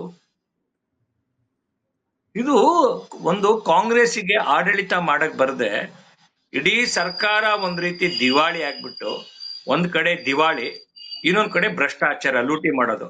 ಸುಧೀಂದ್ರ ಅವ್ರು ಮಾತನಾಡ್ತಾ ಹೇಳಿದ್ರು, ನಾವೇನು ಪಾಕೆಟ್ಗೆ ನಾವೇನ್ ತಗೊಂಡ್ಬಿಡಕ್ಕಾಗತ್ತಾ ಹಣ ಅಂತ. ನಮ್ ಕಣ್ ಮುಂದೆ ತಗೊಂಡ್ರಲ್ಲ ನೀವು. ಫ್ಲೋರ್ ಆಫ್ ದಿ ಹೌಸ್ ಒಳಗಡೆ ಸಿದ್ದರಾಮಯ್ಯ ಅವ್ರು ಹೇಳ್ದಲ್ಲ, ವಾಲ್ಮೀಕಿ ನಿಗಮದಲ್ಲಿ ದುಡ್ಡು ಯಾರು ತಗೊಂಡಿದ್ದು? ಎಲ್ಲಿಂದ ಡ್ರಾ ಮಾಡಿದ್ದು ದುಡ್ಡನ್ನ? ಎಲ್ಲಿಂದ ದುಡ್ಡು ಡ್ರಾ ಮಾಡಿದ್ರು? ಯಾವುದೆಲ್ಲ ಅನೀತಿ, ಆಡಳಿತಕ್ಕೆ ಬಂದಾಗ ಕರ್ನಾಟಕದ ಜನ ಹತ್ತಿರದಿಂದ ನಿಮ್ಮ ಭ್ರಷ್ಟಾಚಾರವನ್ನ, ಅರಾಜಕತೆಯನ್ನ, ನಿಮ್ಮ ಅಧಿಕಾರದ ಮೇಲಾಟವನ್ನ ಖಂಡಿತವಾಗಿ ನೋಡಿದ್ದೇವೆ. ಮತ್ತದ್ರ ಬಗ್ಗೆ ಮಾತಾಡಲಿಕ್ಕೆ ಹೋಗ್ಬೇಡಿ. ಅಲ್ಲದೆ ದುಡ್ಡು ಹಾಕ್ಸ್ಕೊಂಡವ್ರೆ ನಿಮ್ ಬಿಜೆಪಿಯ ರಾಜ್ಯಾಧ್ಯಕ್ಷರು. ನೀವ್ ಏನ್ ಮಾತಾಡ್ತಿದ್ದೀರಾ ಸರ್? ಅಕೌಂಟಿಗೆ ದುಡ್ಡು ಹಾಕ್ಸ್ಕೊಂಡಿದ್ ಸುಳ್ಳೇನ್ರಿ? ಲೋಕಾಯುಕ್ತದಲ್ಲಿ ಅರೆಸ್ಟ್ ಆಗಿದ್ ಸುಳ್ಳೇನ್ರಿ? ಜೈಲಿಗೆ ಹೋಗಿದ್ ಸುಳ್ಳೇನ್ರಿ? ಇವೆಲ್ಲವೂ ಇದೆ. ಆಡಳಿತಕ್ಕೆ ಅವಕಾಶ ಸಿಕ್ಕಿದಾಗ ನೀವ್ ಯಾವ ರೀತಿ ಒಪ್ಪಿಸಿದ್ದೀರಿ ಅನ್ನೋದು ಗೊತ್ತಾಗಿದೆ. ಕರ್ನಾಟಕದ ಭ್ರಷ್ಟಾಚಾರದ ಪಿತಾಮಹ ಅಂತ ಯಾರನ್ನ ಕರಿಬಹುದು ಅನ್ನೋದು ಗೊತ್ತಾಗಿದೆ. ಒಂದ್ ನಿಮಿಷ ಇಬ್ರು ಮಾತಾಡಿದ್ರೆ ಗೊತ್ತಾಗಲ್ಲ ನನಗೆ. ಸುಧೀರ್ ಅವರು ಒಂದ್ ಸ್ವಲ್ಪ ಮುಂದಕ್ಕೆ ಬನ್ನಿ. ನೋಡಿ, ಕಾಂಗ್ರೆಸ್ಸಿನ ನೀತಿ ನಿರೂಪಣೆ 3 ಸಂಗತಿಗಳು. ಒಂದು ನೋಡಿ, ಇವತ್ತು ಬಸವರಾಜ ರಾಯರೆಡ್ಡಿ ಅವರು ಹೇಳಿದ್ರು, ನಾನು ಹೇಳಿದ್ದಿಲ್ಲ, ಅವ್ರದೇ ಪಕ್ಷದ ಹಿರಿಯರಾದಂತ ಬಸವರಾಜ ರಾಯರೆಡ್ಡಿ ಅವರು ಹೇಳಿದ್ರು. ಕರ್ನಾಟಕದಲ್ಲಿ ಭ್ರಷ್ಟಾಚಾರ ಅಂತಕ್ಕಂಥದ್ದು ತುತ್ತ ತುದಿಗೆ ಏರ್ಬಿಟ್ಟಿದೆ ಅಂತೇಳಿ ಮುಖ್ಯಮಂತ್ರಿಗಳ ಅಡ್ವೈಸರ್ ಅವರು. ಅದಕ್ಕೆ ನಾ ಹೇಳ್ತಿರೋದು ಕಾಂಗ್ರೆಸ್ಸಿನ 3 ನೀತಿಗಳು ಅವರ DNA ಭಾಗ. ಒಂದು, ತಾನು ಹುಟ್ಟಿದಾಗಿಂದ ಇಲ್ಲಿ ತನಕ ವ್ಯಾಪಕ ಭ್ರಷ್ಟಾಚಾರ ಅಂತಕ್ಕಂಥದ್ದು ಒಂದು ನಾಣ್ಯದ 2 ಮುಖ ಇದ್ದಂಗೆ. ಕಾಂಗ್ರೆಸ್ ಮತ್ತೆ ಭ್ರಷ್ಟಾಚಾರ ಒಂದಿಕ್ಕೊಂದಿಗೆ ಅವಿನಾಭಾವ ಸಂಬಂಧ. ಭ್ರಷ್ಟಾಚಾರ ಇಲ್ಲದೆ ಕಾಂಗ್ರೆಸ್ ಬದುಕಕ್ಕಾಗಲ್ಲ. The DNA itself is the corruption. ಎರಡನೇದು, ಹೇಳ್ಬಾರ್ದು ಅದು. DNA ಇವೆಲ್ಲ ಯಾವ ರೀತಿ ಸರ್ ಇದು ಮಾತಾಡ್ತೀರಿ? ಎಲ್ಲರ DNA ನ ತೆಗಿಯಕ್ಕಾಗತ್ತಾ? ಯಾರು DNA ಹಂಗೆಲ್ಲ ಹೇಳ್ಬಾರ್ದು. DNA ಭಾಗ ಅಂತಂದ್ರೆ ಬಿಜೆಪಿ DNA ಏನು? ದೇಶ ಜಾತಿವಾದ, ಭ್ರಷ್ಟಾಚಾರ, ಇದು ನಿಮ್ದು DNA ಅಲ್ವೇನು? ಬೆಲೆ ಏರಿಕೆ ಮಾಡುವಂತದ್ದು, ಲೂಟಿ ಮಾಡುವಂತದ್ದು. ದೀಸ್ 3 ಅಪ್ರಬುದ್ಧರು ಅಂತ ರುಜುವಾತ್ ಮಾಡ್ಕೊಂಡಿರ್ತಕ್ಕಂಥವ್ರು ನೀವು. ಅಲ್ಲ, ನಾ ಹೇಳಾಯ್ತಲ್ಲ 3 ಕಾಂಗ್ರೆಸ್ಸಿನ ಗುಣಧರ್ಮ ಹೇಳಿದ್ನಲ್ಲ. ಈ 3 ನಿಮ್ಗೆ ಆ ರೀತಿ DNA ಯಾವ್ದೋ ಪಕ್ಷಕ್ಕೆ ಆರೋಪಿಸಕ್ ನಮಗ್ ಬರೋದಿಲ್ಲ. ಆದ್ರೆ ಬಿಜೆಪಿ DNA ನೀವ್ ಹೇಳಿದ್ದೆ ಹೇಳ್ತೀನಿ. DNA ಏನು ಅಂತಂದ್ರೆ ಅಕೌಂಟಿಗೆ ದುಡ್ಡು ಹಾಕ್ಕೊಂಡಿರೋದು, ಭ್ರಷ್ಟಾಚಾರದ ಕಮಿಷನ್, ಮಿನಿಮಮ್ ತುಷ್ಟೀಕರಣ ಮಾಡಬೇಕು. ವಂಶ ರಾಜಕಾರಣ ಮಾತಾಡ್ತಾ ಇವರೇ ವಂಶ ರಾಜಕಾರಣ ಮಾತಾಡಿದ್ದು, ಎಲ್ಲರನ್ನು ಒಳಗೊಳ್ತೀವಿ ಅಂತ ಹೇಳಿ ಕೋಮುವಾದ ಬಿತ್ತಿದ್ದು, ಇಲ್ಲಿ ಡಿವೈಡ್ ಅಂಡ್ ರೂಲ್ ಪಾಲಿಸಿ ಅಂತಂದಿದ್ದು, ಆಧುನಿಕ ಭಾರತಕ್ಕೆ, ಸ್ವತಂತ್ರೋತ್ತರ ಭಾರತಕ್ಕೆ ಬ್ರಿಟಿಷರ DNA ಏನಾದ್ರು ಹೊಂದಿದ್ರೆ ಅದು ಭಾರತೀಯ ಜನತಾ ಪಕ್ಷ ಮತ್ತು ನಿಮ್ಮ ಪೂರ್ವ ಪರಿವಾರ. ಒಂದ್ ನಿಮಿಷ, ಅದು ನಾವು ಡಿವಿಯೇಟ್ ಮಾಡೋದು ಬೇಡ. ನಾನು ಸ್ವಲ್ಪ ಮುಖ್ಯವಾಗಿ ಬೆಲೆ DNA ಯಾಕೆ ಹೋಗ್ಬೇಕು? DNA ಸಬ್ಜೆಕ್ಟ್ ಈಗ. ಒಂದ್ ನಿಮಿಷ ಸುಧೀರ್. ಈಗ ಗ್ಯಾರಂಟಿ ಸ್ಕೀಮ್ಗಳಿಂದಾಗಿ ರಾಜ್ಯ ಸರ್ಕಾರದ ಬೊಕ್ಕಸಕ್ಕೆ ಏನಾದ್ರೂ ತೊಂದರೆ ಆಗಿದೆಯಾ? ಅದರಿಂದಾಗಿ ನಿಮ್ದು ಬೆಲೆ ಏರಿಕೆ ಮಾಡಬೇಕಾದಂತ ಅನಿವಾರ್ಯತೆ ಉಂಟಾಗಿದೆಯಾ? ನೀವೇನ್ ಹೇಳ್ತಾ ಇದ್ದೀರಿ? ಸುಧೀರ್ ಹೇಳಿ ನೋಡೋಣ. ಅವರು ಮಹೇಶ್ ಅವ್ರ ಅಭಿಪ್ರಾಯದಂತೆ ಅದರಿಂದ ತೊಂದರೆ ಆಗಿದೆ. ನಾನು ಹೇಳ್ತಿದ್ದೀನಿ, ಭಾರತ ಜನ ಅಂತಂದ್ರೆ ಅದು ಅಪ್ಪರಾವ್ ಗುರ್ಜರ ಹೇಳದಂಗೆ ಅದೇ ಎಕನಾಮಿಕ್ ಪಾಲಿಸಿ. ಅದೇನು ಅಂತಂದ್ರೆ ದೇಶ ಮಂಟೆ ಮಟ್ಟಿ ಕಾದು, ದೇಶ ಮಂಟೆ ಮನುಷ್ಯಲು. ಆದ್ರಿಂದ ಮನುಷ್ಯರಿಗಾಗಿ, ಇಲ್ಲಿರ್ತಕ್ಕಂಥ ಮನುಷ್ಯರಿಗಾಗಿ ಜಾತಿ ಮತ ಧರ್ಮದ ಭೇದವಿಲ್ಲದೆ ಕೊಟ್ಟಿರ್ತಕ್ಕಂಥ ಗ್ಯಾರಂಟಿ ಯೋಜನೆ ಇದೆಯಲ್ಲ, ಅದು ಜನರನ್ನ ಬದುಕನ್ನ ಪಲ್ಲವಿಸ್ತಿದೆ. ಇದಕ್ಕೆ ಸರ್ಕಾರಕ್ಕೆ ಆಯ್ತ್ರಿ, ನಿಮ್ ಬಿಜೆಪಿ ಸಭೆಯಲ್ಲಿ, ಜನಾಕ್ರೋಶ ಸಭೆಯಲ್ಲಿ ಹೋಗಿ ಸರ್ಕಾರದ ಗ್ಯಾರಂಟಿ ಸ್ಕೀಮ್ ನಿಮ್ಗೆ ಯಾರ್ಯಾರಿಗೆ ಬಂದಿಲ್ಲ ಅಂತ ಕೈ ಎತ್ಸಿ ನೋಡೋಣ. ನಿಮ್ಗೆ ಯಾರ್ಯಾರಿಗೆ ಬಂದಿದೆ ಅಂತ ಕೈ ಎತ್ಸಿ. ಕರೆಂಟ್ ಬಿಲ್ ನ ವಾಪಸ್ ಕಟ್ಟಿಸ್ತೀವಿ ಅಂತ ಹೇಳ್ಸಿ ನೀವು ಸಭೆಯಲ್ಲಿ. ಸಾಧ್ಯ ಇದೆಯಾ ನಿಮ್ ಜನಾಕ್ರೋಶ ಸಭೆಯಲ್ಲಿ? ನಿಮ್ಮ ಪಕ್ಷದ ಬೂತ್ ಅಧ್ಯಕ್ಷನಿಂದ ಹಿಡಿದು ನಿಮ್ಮ ಪಕ್ಷದ ಮಂಡಲ ಅಧ್ಯಕ್ಷನಿಂದ ಹಿಡಿದು ಸಹಿತ ಈ ಸವಲತ್ತನ್ನ ಪಡೆದಿದ್ದಾರೆ. ನೀವು ಆಂದೋಲನ ಪ್ರಾರಂಭ ಮಾಡಿ. ಬಿಜೆಪಿ ಅವರು, ನಾವು ಸಂಘ ಪರಿವಾರದವರು, ಬಿಜೆಪಿ ಅವರು ನಾವ್ಯಾರು ತಗೊಳ್ಳೋದಿಲ್ಲ 5 ಗ್ಯಾರಂಟಿಗಳನ್ನ ಅಂತ. ಸಾಧ್ಯ ಇದೆಯಾ? ಶಕ್ತಿ ಇದೆಯಾ? ಆಗಲ್ಲ ನಿಮ್ಗೆ. ಆದ್ರಿಂದ ಜನಸಾಮಾನ್ಯರಿಗೆ ಕೊಟ್ಟಿರ್ತಕ್ಕಂಥ ಯೋಜನೆ ಇದು ಸರ್ಕಾರದ ಬೊಕ್ಕಸಕ್ಕೆ ಹೊರೆ ಆಗತಕ್ಕಂಥ ಯೋಜನೆ ಅನ್ನೋದನ್ನ ನಾವು ಒಪ್ಕೋಬೇಕು. ಆದ್ರೂ ಸಹಿತ ಅದಕ್ಕೆ ಸಂಪನ್ಮೂಲವನ್ನ ಕ್ರೋಢೀಕರಣ ಮಾಡಿ ಆಡಳಿತ ಮಾಡತಕ್ಕಂಥ ಒಂದು ವೆಲ್ಫೇರ್ ಸ್ಟೇಟ್ ಕೊಡ್ತಕ್ಕಂಥ ಹೊಣೆಗಾರಿಕೆಯನ್ನ ಮಾಡುತ್ತೆ. ಅದು ಸಂವಿಧಾನಬದ್ಧ ಜವಾಬ್ದಾರಿಯನ್ನ ನಿರ್ವಹಿಸುತ್ತೆ ಹೊರತು. ಒಂದೇ ಒಂದು ವಿನಂತಿ, ಬೇಜಾರು ಮಾಡಬೇಡಿ. ಇವತ್ತು ಮಂಗಳೂರಲ್ಲ ಮಡಿಕೇರಿಯಲ್ಲ ಇದೀರಿ ನೀವು. ನೀವೇ ಫೋನ್ ಮಾಡಿ ಜನಾಕ್ರೋಶ ರ್ಯಾಲಿಲಿ ಕೇಳಿ, ಇಲ್ಲಿ ಸೇರಿರ್ತಕ್ಕಂಥ ಜನರಿಗೆ ಗೃಹಲಕ್ಷ್ಮಿ ಹಣ ಯಾರ ಮನೆಗೆ ಬಂದಿಲ್ಲ ಅಂತ ಕೈ ಎತ್ಸಿ, ಬಂದಿದ್ಯಾ ಅಂತ ಕೈ ಎತ್ಸಿ. ಒಂದೇ ಪ್ರಶ್ನೆ ಕೇಳಿ, ಫ್ರೀ ಕರೆಂಟ್ ಬರ್ತಾ ಇದೆಯಾ ಗೃಹ ಜ್ಯೋತಿ ಅಂತ ಕೇಳಿ. ಬರ್ತಾ ಇದೆ. ಜನರಿಗೆ ಕೊಟ್ಟಿದೀವಿ. ಜನರಿಗೆ ಕೊಟ್ಟಿದ್ದು ವಾಪಸ್ ಅದು ಸರ್ಕಾರಕ್ಕೂ ಸಹಿತ ಬರ್ತದೆ, ಪ್ರತ್ಯಕ್ಷ ಪರೋಕ್ಷ ತೆರಿಗೆಗಳ ಮುಖೇನ. ಆದ್ರಿಂದ ಇದು ಒಂದು ಸರ್ಕಾರದ ಹೊಣೆಯನ್ನ ನಾವು ಇದು ಹೊರೆ ಅಂತ ಹೇಳಬಾರ್ದು. ಸರ್ಕಾರದ ಹೊಣೆ, ಅದನ್ನು ಹೊತ್ತಿದ್ದೀವಿ. ಅದು ನಿಮ್ ಪಕ್ಷದವರು ಮಹಾರಾಷ್ಟ್ರದಲ್ಲೂ ಹೊತ್ತಿದ್ದೀರಿ, ನಿಮ್ ಪಕ್ಷದವರು ಮೊನ್ನೆ ದೆಹಲಿಯಲ್ಲೂ ಹೊತ್ತಿದ್ದೀರಿ. ಅದನ್ನ ಹೊರೆ ಆಗದ ರೀತಿಯಲ್ಲಿ ನಿರ್ವಹಿಸಿ, ಒಳ್ಳೇದಾಗ್ತದೆ. ಕೊಟ್ಟು ಸಬ್ಸಿಡಿನ ವಾಪಸ್ ಕೊಡಿ ಅಂತ ಕೇಳಿರ್ತಕ್ಕಂಥ ಸರ್ಕಾರದ ಪ್ರಧಾನಿ ಯಾರು, ಆಡಳಿತಗಾರ ಯಾರು ಅನ್ನೋ ಚರ್ಚೆನ ಮತ್ತೆ ಮುಂದುವರ್ಸೋದ್ ಬೇಡ, ಇನ್ನೊಂದು ದಿವಸ ಕೂತ್ಕೊಳ್ಳೋಣ. ಆದ್ರಿಂದ ನಿಮ್ಗೆ ರಸಗೊಬ್ಬರದ ರೇಟ್ ಏನಾಗಿದೆ ಗೊತ್ತಿಲ್ಲ, ಅದು ಕೇಂದ್ರ ಸರ್ಕಾರದ ವ್ಯಾಪ್ತಿಲಿ ಇಲ್ಲ ಅಂತ ತಾವು ತಿಳ್ಕೊಂಡಿದ್ರೆ ಅದರ ಬಗ್ಗೆ ಚರ್ಚೆ ಮಾಡೋಣ. ಇರ್ಲಿ, ಇದು ಹೊರೆ ಅಲ್ಲ, ಸರ್ಕಾರದ ಹೊಣೆ. ಕಷ್ಟದಲ್ಲಿರ್ತಕ್ಕಂಥ ಜನರನ್ನ ಕೈ ಹಿಡಿದು ನಡೆಸ್ತಕ್ಕಂಥದ್ದು ಸರ್ಕಾರದ ಹೊಣೆ. ಆ ಹೊಣೆಯನ್ನ ಕಾಂಗ್ರೆಸ್ ಸರ್ಕಾರ ಯಶಸ್ವಿಯಾಗಿ ನಿರ್ವಹಿಸ್ತಾ ಇದೆ, ನಿರ್ವಹಿಸಬೇಕು, ನಿರ್ವಹಿಸುತ್ತೆ. ನೋಡಿ, ನೀವು ಒಂದು ಮಾತು ಹನೀಫ್ ಅವರೇ, ಅವ್ರು ಮಾತನಾಡಿದ್ದಕ್ಕೂ ಕರ್ನಾಟಕದ ಬೆಲೆ ಏನು ನೋಡಿ. ಈ ಚರ್ಚೆಯ ಮೂಲ ಆಶಯ ಬೆಲೆ ಏರಿಕೆ. ತಾವು ಕೇಳಿದಂಥದ್ದು ನಿಮಿಷ ನೋಡಿ, ಗ್ಯಾರಂಟಿಯ ಕಾರಣಕ್ಕೆ ಬೆಲೆ ಏರಿಕೆ ಆಯ್ತಾ ಅಂತ ಕೇಳಿದ್ರಿ ನೀವು ಪ್ರಶ್ನೆ. ನೋಡಿ, ಈ ಒಂದು ಗ್ಯಾರಂಟಿ ಅಂತಕ್ಕಂಥದ್ದು ನಾವು ಮಹಾರಾಷ್ಟ್ರ, ದೆಹಲಿ ಒಳಗಡೆ ತಂದಿದ್ದೀವಿ. ನಮ್ಮ ಗ್ಯಾರಂಟಿಯ ಹಿಂದ್ಗಡೆ ಒಂದು ಪೂರ್ಣವಾದಂತ ಒಂದು ಅಧ್ಯಯನ ಮತ್ತೆ ಅದಕ್ಕೆ ಬೇಕಾಗಿರ್ತಕ್ಕಂಥ ಎಲ್ಲಾ ರೀತಿಯ ಪ್ಲಾನಿಂಗ್ ಅನ್ನ ಆಧಾರದ ಮೇಲೆ ಮಾಡಿ. ಇವ್ರ ತರ ಅಬ್ರಾಪ್ಟ್ ಆಗಿ ಯಾವುದು ಕೂಡ ಮಾಡಕ್ ಬಂದಿಲ್ಲ. ಇವ್ರ ಏನ್ ಮಾಡಿದ್ರು, 52-56 ಸಾವಿರ ಕೋಟಿ ರೂಪಾಯಿ ಏನ್ ಬರ್ತದೆ ಎಕ್ಸ್ಚೆಕ್ಕರ್ಗೆ, ಅದನ್ನ ಹೊಂದಿಸೋ ಅಂತಕ್ಕಂಥದ್ದು ಇಡೀ ಕರ್ನಾಟಕದ ಏನು ಕ್ಯಾಪಿಟಲ್ ಇನ್ವೆಸ್ಟ್ಮೆಂಟ್ ಅನ್ನೇ ಗಾಳಿಗೆ ತೂರ್ಬಿಟ್ರು. ಒಂದ್ ಕಡೆ ಕ್ಯಾಪಿಟಲ್ ಇನ್ವೆಸ್ಟ್ಮೆಂಟ್ ಇಲ್ಲದೆ ಒಂದ್ ಸರ್ಕಾರ ಮುಂದೆ ಹೇಗೆ ಪ್ರಗತಿ ಸಾಧ್ಯ ಆಗುತ್ತೆ, ಹೇಗೆ ಕೆಪೆಕ್ಸ್ ವ್ಯಾಲ್ಯೂ ಆಡ್ ಅಪ್ ಆಗುತ್ತೆ? ಒಂದ್ ಕಡೆ ಅದಕ್ಕೆ ಸಾಧ್ಯ ಇಲ್ಲ. ಕರ್ನಾಟಕದ ಅಭಿವೃದ್ಧಿ ನಿಂತೋಯ್ತು. ಎರಡನೇದು SC/ST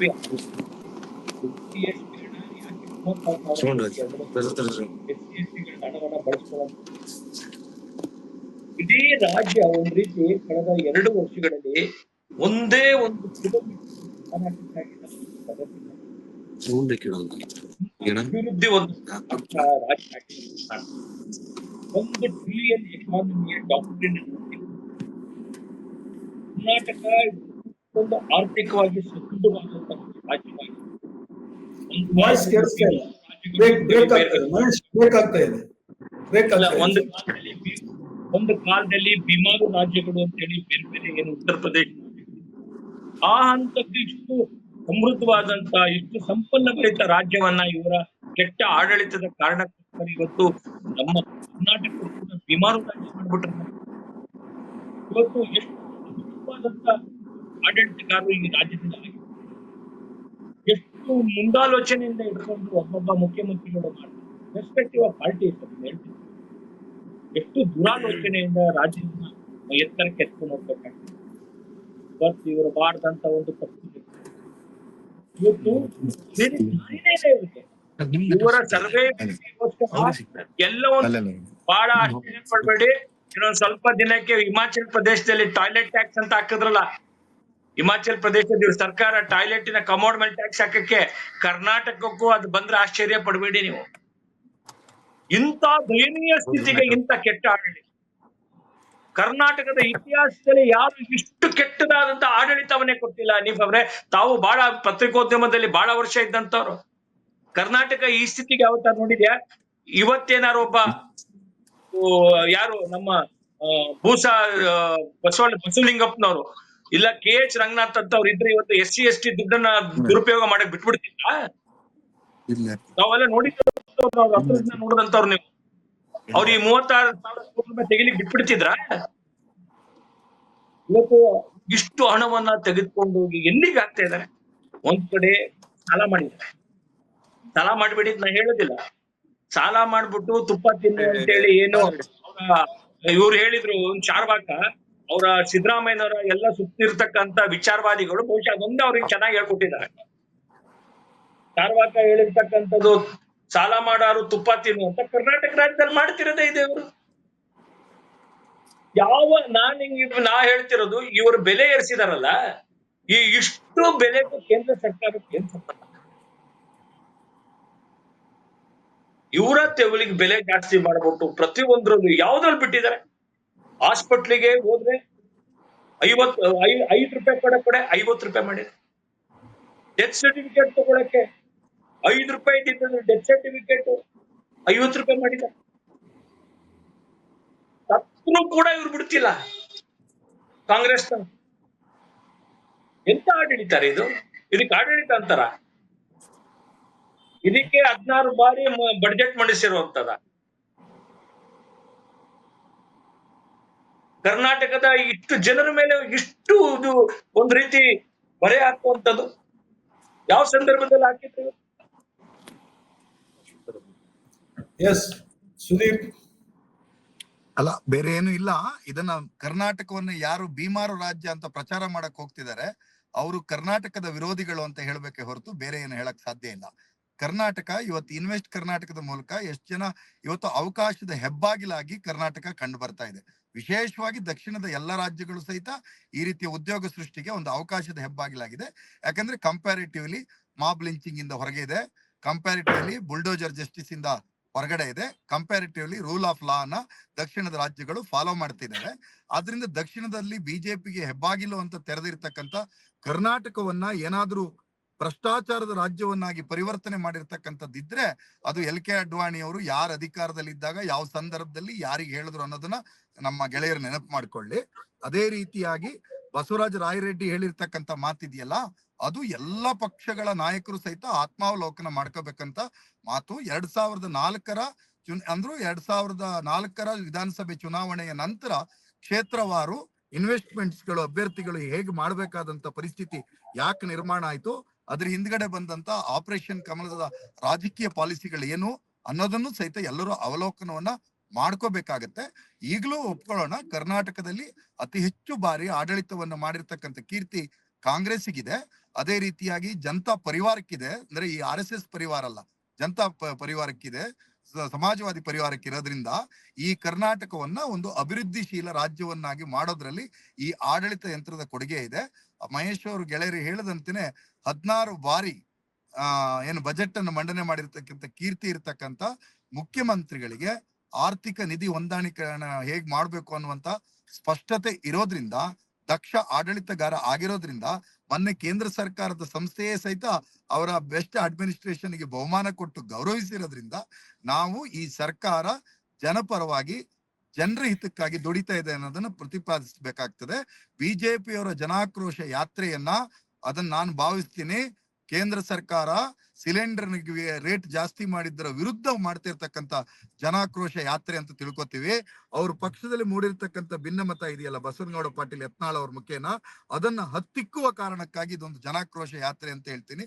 ಆದ್ರಿಂದ ಆ ಜನಾಕ್ರೋಶ ಯಾತ್ರೆಯೂ ನಡೀಲಿ, ಜನಪರವಾದ ಆಡಳಿತ ಕರ್ನಾಟಕದಲ್ಲಿ ಕಾಂಗ್ರೆಸ್ ವತಿಯಿಂದನೂ ನಡೀತಾ ಇರ್ಲಿ ಅಂತ ಹೇಳಿ ನಾನು ಹೇಳ್ತೀನಿ. ಹಾಗಾಗಿ ಚರ್ಚೆಯಲ್ಲಿ ಭಾಗವಹಿಸಕ್ಕೆ ಅವಕಾಶ ಕೊಟ್ಟಿದ್ದಕ್ಕೆ ಧನ್ಯವಾದಗಳು.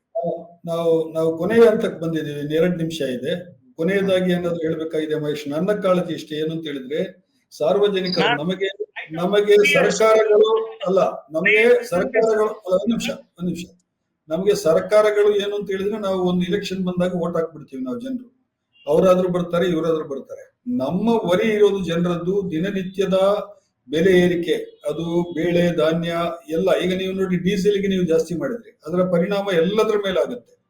ಹಾಲಿಗೆ ನೀವು ಜಾಸ್ತಿ ಮಾಡಿದ್ದಲ್ಲದೆ ಪರಿಣಾಮ ಕೂಡ ಬರುತ್ತೆ. ಹೌದು, ನಾನು ಹೇಳ್ತಾ ಸುಧೀರ್ ಅವರಿಗೆ ಅಬಕಾರಿ ಸುಂಕ, ಡೀಸೆಲ್ ರೇಟ್ ಜಾಸ್ತಿ ಮಾಡಿದ್ ನೀವು ಕೇಂದ್ರ ಸರ್ಕಾರ, ಅಬಕಾರಿ ಸುಂಕ 2 ರೂಪಾಯಿ ಹಾಕಿರೋದು ಕರ್ನಾಟಕ ಸರ್ಕಾರ.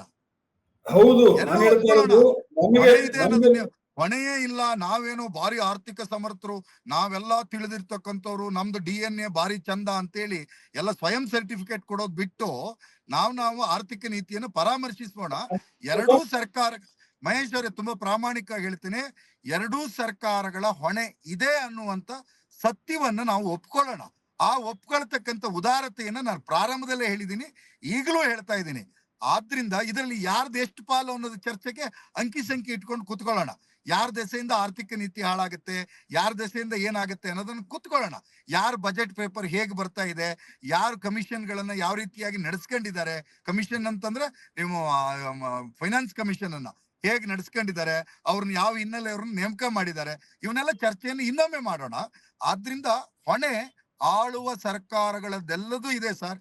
ಹನೀಫ್ ಅವರ ಶಿವಸುಂದರ್ ಅವ್ರದ್ದು ಬಾರಿ ಚಂದಾದ ಒಂದು ಪದ್ಯ 4 ಸಾಲಿಂದಿತ್ತು, ನನಗೆ ಅದು ನೆನಪಿಗೆ ಬರ್ತಿಲ್ಲ, ನನ್ನ ಸಂಗ್ರಹದಲ್ಲಿ ಎಲ್ಲೋ ಇದೆ, ಅದು ಭಾರಿ ಚೆನ್ನಾಗಿದೆ. ಯಾರನ್ನು ದೂರೋಣ ಅಂತ ಸಮಸ್ಯೆಗೆ ದೂರೋಣ ಯಾರು ಅಂದ್ರೆ ಆಡಳಿತಗಾರರು. ನಾನು ಅದಕ್ಕೆ ಹೇಳಿದೆ ನೋಡಿ, ನಮಗೆ ಜನಸಾಮಾನ್ಯರಿಗೆ ನಾವು ಒಂದ್ಸಲ ವೋಟ್ ಹಾಕಿ ಮುಗಿಸ್ಬಿಡ್ತೀವಿ ನಮ್ಮ ಕರ್ತವ್ಯನ.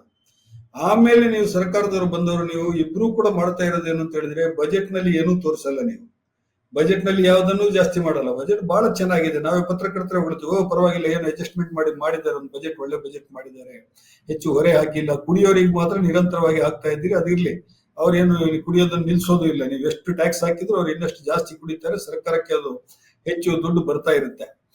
ನೀವು ಜಾಸ್ತಿ ಟ್ಯಾಕ್ಸ್ ಮಾಡಿರೋದ್ರಿಂದ ಅವ್ರು ಜಾಸ್ತಿ ಕುಡಿತಾರೆ ಅನ್ನೋ ವಾದ ಕೂಡ ಇದೆ ಅಲ್ವಾ ಮಹೇಶ್?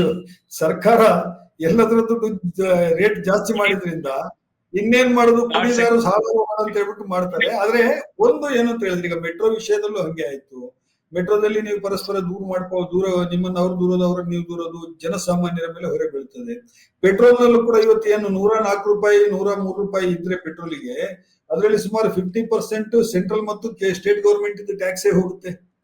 ಅದ್ರಲ್ಲಿ ಏನು ಮುಚ್ಚುಮರಿ ಮಾಡುವಂತದ್ದು ಏನಿಲ್ಲ. ಅದರಲ್ಲಿ ಟ್ಯಾಕ್ಸ್ ನ ಪಾಲು ಎಷ್ಟು ದೊಡ್ಡದಿದೆ ಅಂತ ಹೇಳ್ಬಿಟ್ಟು ನಾವು ನೋಡಿದ್ರೆ, ಮುಖ್ಯವಾಗಿ ಪೆಟ್ರೋಲ್ ಡೀಸೆಲ್ ಎರಡು ಕೂಡ ಬೇರೆ ಎಲ್ಲಾ ಟ್ರಾನ್ಸ್ಪೋರ್ಟ್ ಕಾಸ್ಟ್ ಅನ್ನ ಜಾಸ್ತಿ ಮಾಡೋದ್ರಿಂದ ಬಹಳ ದೊಡ್ಡ ಹೊರೆ ಬೀಳ್ತಾ ಇದೆ ಜನರಿಗೆ. ಹೇಳಿ. ನಾನು ಹೇಳ್ತೀನಿ ಉತ್ತರ. ನೋಡಿ ಸರ್, ಈ ಸರ್ಕಾರ ಬಂದ ನಂತರ ಕಳೆದ 17-18 ತಿಂಗಳಲ್ಲಿ ಇವ್ರು ಮಾಡಿರ್ತಕ್ಕಂತ ಒಂದು ದೊಡ್ಡ ಹೇಳ್ತೀನಿ, ಇವ್ರದ್ದೇನಪ್ಪಾ ಅಂತಂದ್ರೆ ಒಂದು ತಪ್ಪು ಮಾಹಿತಿಯನ್ನ ಒಂದು ರೀತಿಯ ನೆರೇಟಿವ್ ಆಗಿ ಬಿಲ್ಡ್ ಮಾಡ್ತಿರ್ತಕ್ಕಂಥದ್ದು. ಕೇಂದ್ರ ಸರ್ಕಾರ ನಮಗೆ ಮಲತಾಯಿ ಧೋರಣೆ ಮಾಡ್ತಿದೆ, ಕೇಂದ್ರ ಸರ್ಕಾರ ನಮಗೆ ಹಣ ಕೊಡ್ತಿಲ್ಲ ಅಂತ ಒಂದು ಸುಳ್ಳು ಒಂದು ಅಭಿಯಾನವನ್ನ ರಾಜ್ಯದಲ್ಲಿ ಪದೇ ಪದೇ ಪದೇ ಪದೇ ಮಾಡ್ತಿರೋದು. ಇದು ಒಂದು ಫೆಡರಲ್ ಸ್ಟ್ರಕ್ಚರ್ಗೆ ಒಂದು ರಾಜ್ಯ ಮಾಡ್ಬೇಕಾದ ದೊಡ್ಡದಾದಂತ ಪೆಟ್ಟಿದು. ಪದೇ ಪದೇ ಈ ಕೆಲಸವನ್ನ ಮಾಡ್ತಾ ಇದೆ ಕಾಂಗ್ರೆಸ್. ಅವರ ಅಸಮರ್ಥತೆಯನ್ನ, ಅವರ ಇನ್ಕಾಂಪಿಟೆನ್ಸ್ ಅನ್ನ ಮುಚ್ಚಾಕ್ಲಿಕ್ಕೋಸ್ಕರ ಸದಾ ಕೇಂದ್ರವನ್ನ ದೂರ ಇರುತ್ತೆ.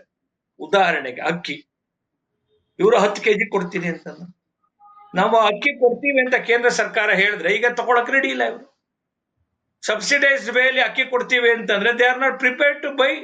ಯಾಕಂದ್ರೆ 6 ತಿಂಗಳಿಗೆ ದುಡ್ಡು ಕೊಡ್ಬೇಕಲ್ಲ, 6 ತಿಂಗಳಿಗೆ ಬೈ ಮಾಡ್ಬೇಕು, ದುಡ್ಡು ಕೊಡಿ ಅಂತ ಅವಶ್ಯಕತೆ ಇದ್ದಾಗ ಕೊಡಿ ಅಂತ ಹೇಳಿದ್ರೆ ಉಗ್ರಾಣದಲ್ಲಿ ಇಟ್ಕೊಂಡು ಕೊಳಸಿದ್ರಲ್ಲ ಸರ್ ಅಕ್ಕಿನ. ಮಾತಾಡಿಲ್ಲ, ಸ್ವಲ್ಪ ಪ್ಲೀಸ್ ಲೆಟೆಸ್ಟ್ ಸ್ವಲ್ಪ ಡೆಕೋರಮ್ ಮೇಂಟೈನ್ ಮಾಡಿ. ಅರ್ಥ ಆಯ್ತಾ? 6 ತಿಂಗಳಿಗೆ ಶಬ್ದಗಳ ಮೇಲೆ ಗೌರವ ಇಟ್ಕೋಬೇಕು ಮಹೇಶ್. Dictate me. ಪ್ರತಿಯೊಂದು ಸಂದರ್ಭದಲ್ಲೂ ಕೂಡ ಯಾವುದೇ ರೀತಿಯ ಇವ್ರ ಹತ್ರ ಆರ್ಥಿಕ ಪರಿಸ್ಥಿತಿ ಸರಿ ಮಾಡ್ಕೊಳ್ಳದೆ ಇವರು ಪ್ರತಿಯೊಂದಕ್ಕೂ ಕೇಂದ್ರ ಸರ್ಕಾರವನ್ನ ದೂಷಣೆ ಮಾಡ್ತಿರೋಂಥದ್ದು. ಕೊನೆ ಹಂತದಲ್ಲಿದ್ದೀವಿ ಮಹೇಶ್. ಒಂದ್ ನಿಮಿಷದಲ್ಲಿ ನೋಡಿ, ಆ ಕಾರಣಕ್ಕೋಸ್ಕರ ನಾನು ಹೇಳ್ತೇನೆ, ಒಂದು ಕರ್ನಾಟಕ ರಾಜ್ಯ ಸರ್ಕಾರದ ಒಂದು ಅಸಮರ್ಥ ಆಡಳಿತ, ಒಂದು ಕೆಟ್ಟ ರಾಜಕೀಯ ನಿರ್ಧಾರಗಳು, ಈ ಎಲ್ಲಾ ಕಾರಣಕ್ಕೆ ಇವತ್ತು ಶ್ರೀಸಾಮಾನ್ಯನ ತಲೆ ಮೇಲೆ ಬರೆ ಹಾಕುವಂತ ಕೆಲಸ ಮಾಡ್ತಾ ಇದೆ. ಕಳೆದ 16 ತಿಂಗಳಲ್ಲಿ 16 ಕಾಂಪೊನೆಂಟ್ ಗಳಿಗೆ ಬೆಲೆ ಏರಿಸೋದ್ರ ಮುಖಾಂತರ ರಕ್ತವನ್ನ ಹೀರುವಂತ ರಕ್ತಾಸುರ ಬಿಜಾಕುಸುರ ರೀತಿ ಒಳಗಡೆ, ರಾಕ್ಷಸರ ರೀತಿಯ ಒಳಗಡೆ ಕಾಂಗ್ರೆಸ್ಸಿಗರ ಆಡಳಿತ ನಡೀತಾ ಇದೆ.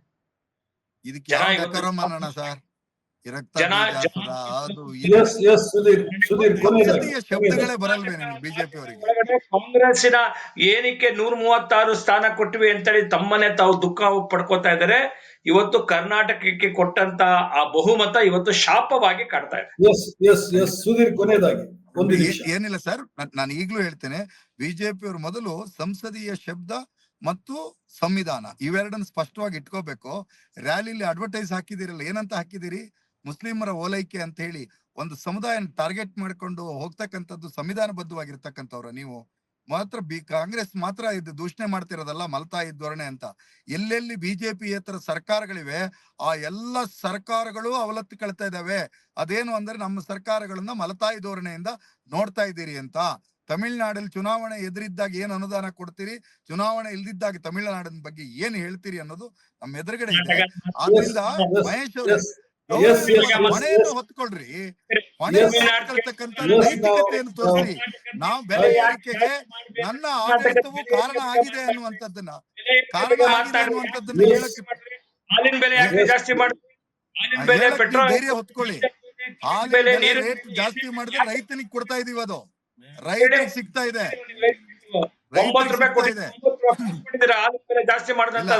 ನಾನು ಬಿಜೆಪಿ ಅವರಿಗೆ ರಕ್ತ ಬೀಜಾಸುರ, ನರ ರಾಕ್ಷಸರು ಹೀಗೆಲ್ಲ ಹೇಳೋದಿಲ್ಲ. ಅವ್ರು ಸಂವಿಧಾನ ವಿರೋಧಿಗಳಷ್ಟೇ, ಸಂವಿಧಾನ ವಿರೋಧಿಗಳು. You don't know the federal culture. ನಾವು ಕೊನೆಯ ಹಂತಕ್ಕೆ ಬಂದಿದ್ದೀವಿ. ಆಗಿದೆ ನಮ್ಮ ಮಾತುಕತೆ ಸಮಯ ಮುಕ್ತಾಯವಾಗಿದೆ. ಇದನ್ನ ಇನ್ನೊಂದ್ಸಲ, ಯಾಕಂದ್ರೆ ಚರ್ಚೆ ಬೇರೆ ಕಡೆ ಹೋಗೋದು. ಈಗ ನಾವು ಸ್ಪಷ್ಟವಾಗಿ ಇವತ್ತಿನ ಚರ್ಚೆನಲ್ಲಿ ನನಗೆ ಕಾಣಿಸಿದ್ದು ಏನು ಹೇಳಿದ್ರೆ, ಮಹೇಶ್ ಅವರು ಬಹಳ ಸ್ಪಷ್ಟವಾಗಿ ಹೇಳ್ತಾ ಇದ್ರು ಏನು ಅಂತ ಹೇಳಿದ್ರೆ, ಕೇಂದ್ರ ಸರ್ಕಾರದ ಯಾವುದೇ ತಪ್ಪಿಲ್ಲ, ರಾಜ್ಯ ಸರ್ಕಾರಕ್ಕೆ ಫೈನಾನ್ಷಿಯಲ್ ನಡೆಸ್ಕೊಳ್ಳಿಕ್ಕೆ ಬರ್ತಾ ಇಲ್ಲ, ಆಡಳಿತವನ್ನು ನಡೆಸಲಿಕ್ಕೆ ಬರ್ತಾ ಇಲ್ಲ, ಅದರಿಂದಾಗಿ ಈ ತಪ್ಪು ನೀತಿಯಿಂದಾಗಿ ಆಗ್ತಾ ಇದೆ ಅಂತ ಹೇಳ್ಬಿಟ್ಟು ಸುಧೀರ್ ಅವರು ಸ್ವಲ್ಪ ಹೆಚ್ಚು ಪ್ರಾಕ್ಟಿಕಲ್ ಆಗಿದ್ದಾರೆ. ಇಲ್ಲೆಲ್ಲ ಎರಡೂ ಸರ್ಕಾರದವರು ಕೂಡ ತಪ್ಪು ಮಾಡ್ತಾ ಇದ್ದಾರೆ. ಬೆಲೆ ಏರಿಕೆಯನ್ನು ತಡೆಯೋದಕ್ಕೆ ಎರಡೂ ಸರ್ಕಾರಗಳು ಕೆಲಸ ಮಾಡ್ಬೇಕನ್ನುವಂತ ಮಾತನ್ನ ಹೇಳ್ತಾ ಇದ್ದಾರೆ. ಎನಿಹೌ, ಗ್ಯಾರಂಟಿ ಸ್ಕೀಮಿಗೆ ಸಂಬಂಧಿಸಿ ಇಬ್ಬರಲ್ಲೂ ಕೂಡ ಡಿಫರೆನ್ಸ್ ಆಫ್ ಒಪಿನಿಯನ್ ಬರ್ತಾ ಇದೆ. ನನ್ನ ಕಾಳಜಿ ಇಷ್ಟೇ ಇವತ್ತು ಈ ಚರ್ಚೆಯನ್ನು ಮಾಡಿಸೋದಕ್ಕೆ ಏನು ಅಂತ ಹೇಳಿದ್ರೆ, ಜನಸಾಮಾನ್ಯರು, ನಿಮ್ಮ ಸರ್ಕಾರದ ಪಾಲಿಸಿಗಳ ಬಗ್ಗೆ ಜನಸಾಮಾನ್ಯರಿಗೆ ಹೆಚ್ಚು ಗೊತ್ತಿರೋದಿಲ್ಲ. ಅವರಿಗೆ ಅದೆಲ್ಲ ಎಕನಾಮಿಸ್ಟ್ಗಳು ಹೇಳ್ತಾರೆ, ಅದನ್ನ ಆ ಪಾಲಿಸಿ ಫ್ರೇಮ್ ಮಾಡೋದು ಅದು ಇದೆಲ್ಲ, ಅದನ್ನೆಲ್ಲ ಜನರಿಗೆ ಅರ್ಥ ಮಾಡ್ಕೊಳ್ಳಿಕ್ಕೆ ಆಗೋದಿಲ್ಲ. ಜನರಿಗೆ ಏನು ಅಂತ ಹೇಳಿದ್ರೆ, ಬೆಳಿಗ್ಗೆ ಎದ್ದು ದುಡಿಲಿಕ್ಕೆ ಹೋಗಿ ಸಂಬಳ ಬರೋದು ಜಾಸ್ತಿ ಆಗುತ್ತಾ ಅನ್ನೋದು ಒಂದು. ಎರಡನೇ ಅಂಗಡಿಗೆ ಹೋದ್ರೆ ಈ ಸಂಬಳ ಸಾಕಾಗುತ್ತಾ? ಇದು ಯಾಕೆ ಸಾಕಾಗಲ್ಲ? ಕಳೆದ ವರ್ಷ ನಾನು ಅಂಗಡಿಗೆ ಹೋದಾಗ ನನಗೆ 10,000 ರೂಪಾಯಿನಲ್ಲಿ ಎಲ್ಲ ಸಾಮಾನುಗಳು ಒಂದು ತಿಂಗಳಿಗೆ ಬೇಕಾಗಿದ್ದು ಬಂತು. ಈ ಸಲ ಹೋದ್ರೆ 15,000 ರೂಪಾಯಿ ಆಗಿದೆಯಲ್ಲ ಅಂತ ಅವನ ಚಿಂತೆ ಅವನು. ಹಾಗಾಗಿ ಎರಡೂ ಸರ್ಕಾರಗಳು ಇಲ್ಲಿ ಬಹುಶಃ ಆತ್ಮಾವಲೋಕನ ಮಾಡ್ಕೊಳ್ಬೇಕಾದಂತಹ ಸಂದರ್ಭ ಇದು ಅಂತ ಹೇಳಿ ನಾನು ಅನಿಸ್ತೇ. ಇವತ್ತಿನ ಚರ್ಚೆನಲ್ಲಿ ಇಬ್ರು ಭಾಗವಹಿಸಿದ್ದಕ್ಕೆ ನಾನು ತ್ರಿವರ್ಣ ನ್ಯೂಸ್ ನ ಪರವಾಗಿ ತುಂಬು ಹೃದಯದ ಕೃತಜ್ಞತೆಗಳನ್ನು ಅರ್ಪಿಸ್ತೇನೆ. ಮಹೇಶ್ ಮತ್ತು ಮಹೇಶ್ ಅವರಿಗೆ ಇಬ್ಬರಿಗೂ ಸಹಿತ ನಮಸ್ಕಾರಗಳು, ಧನ್ಯವಾದಗಳು. Thank you.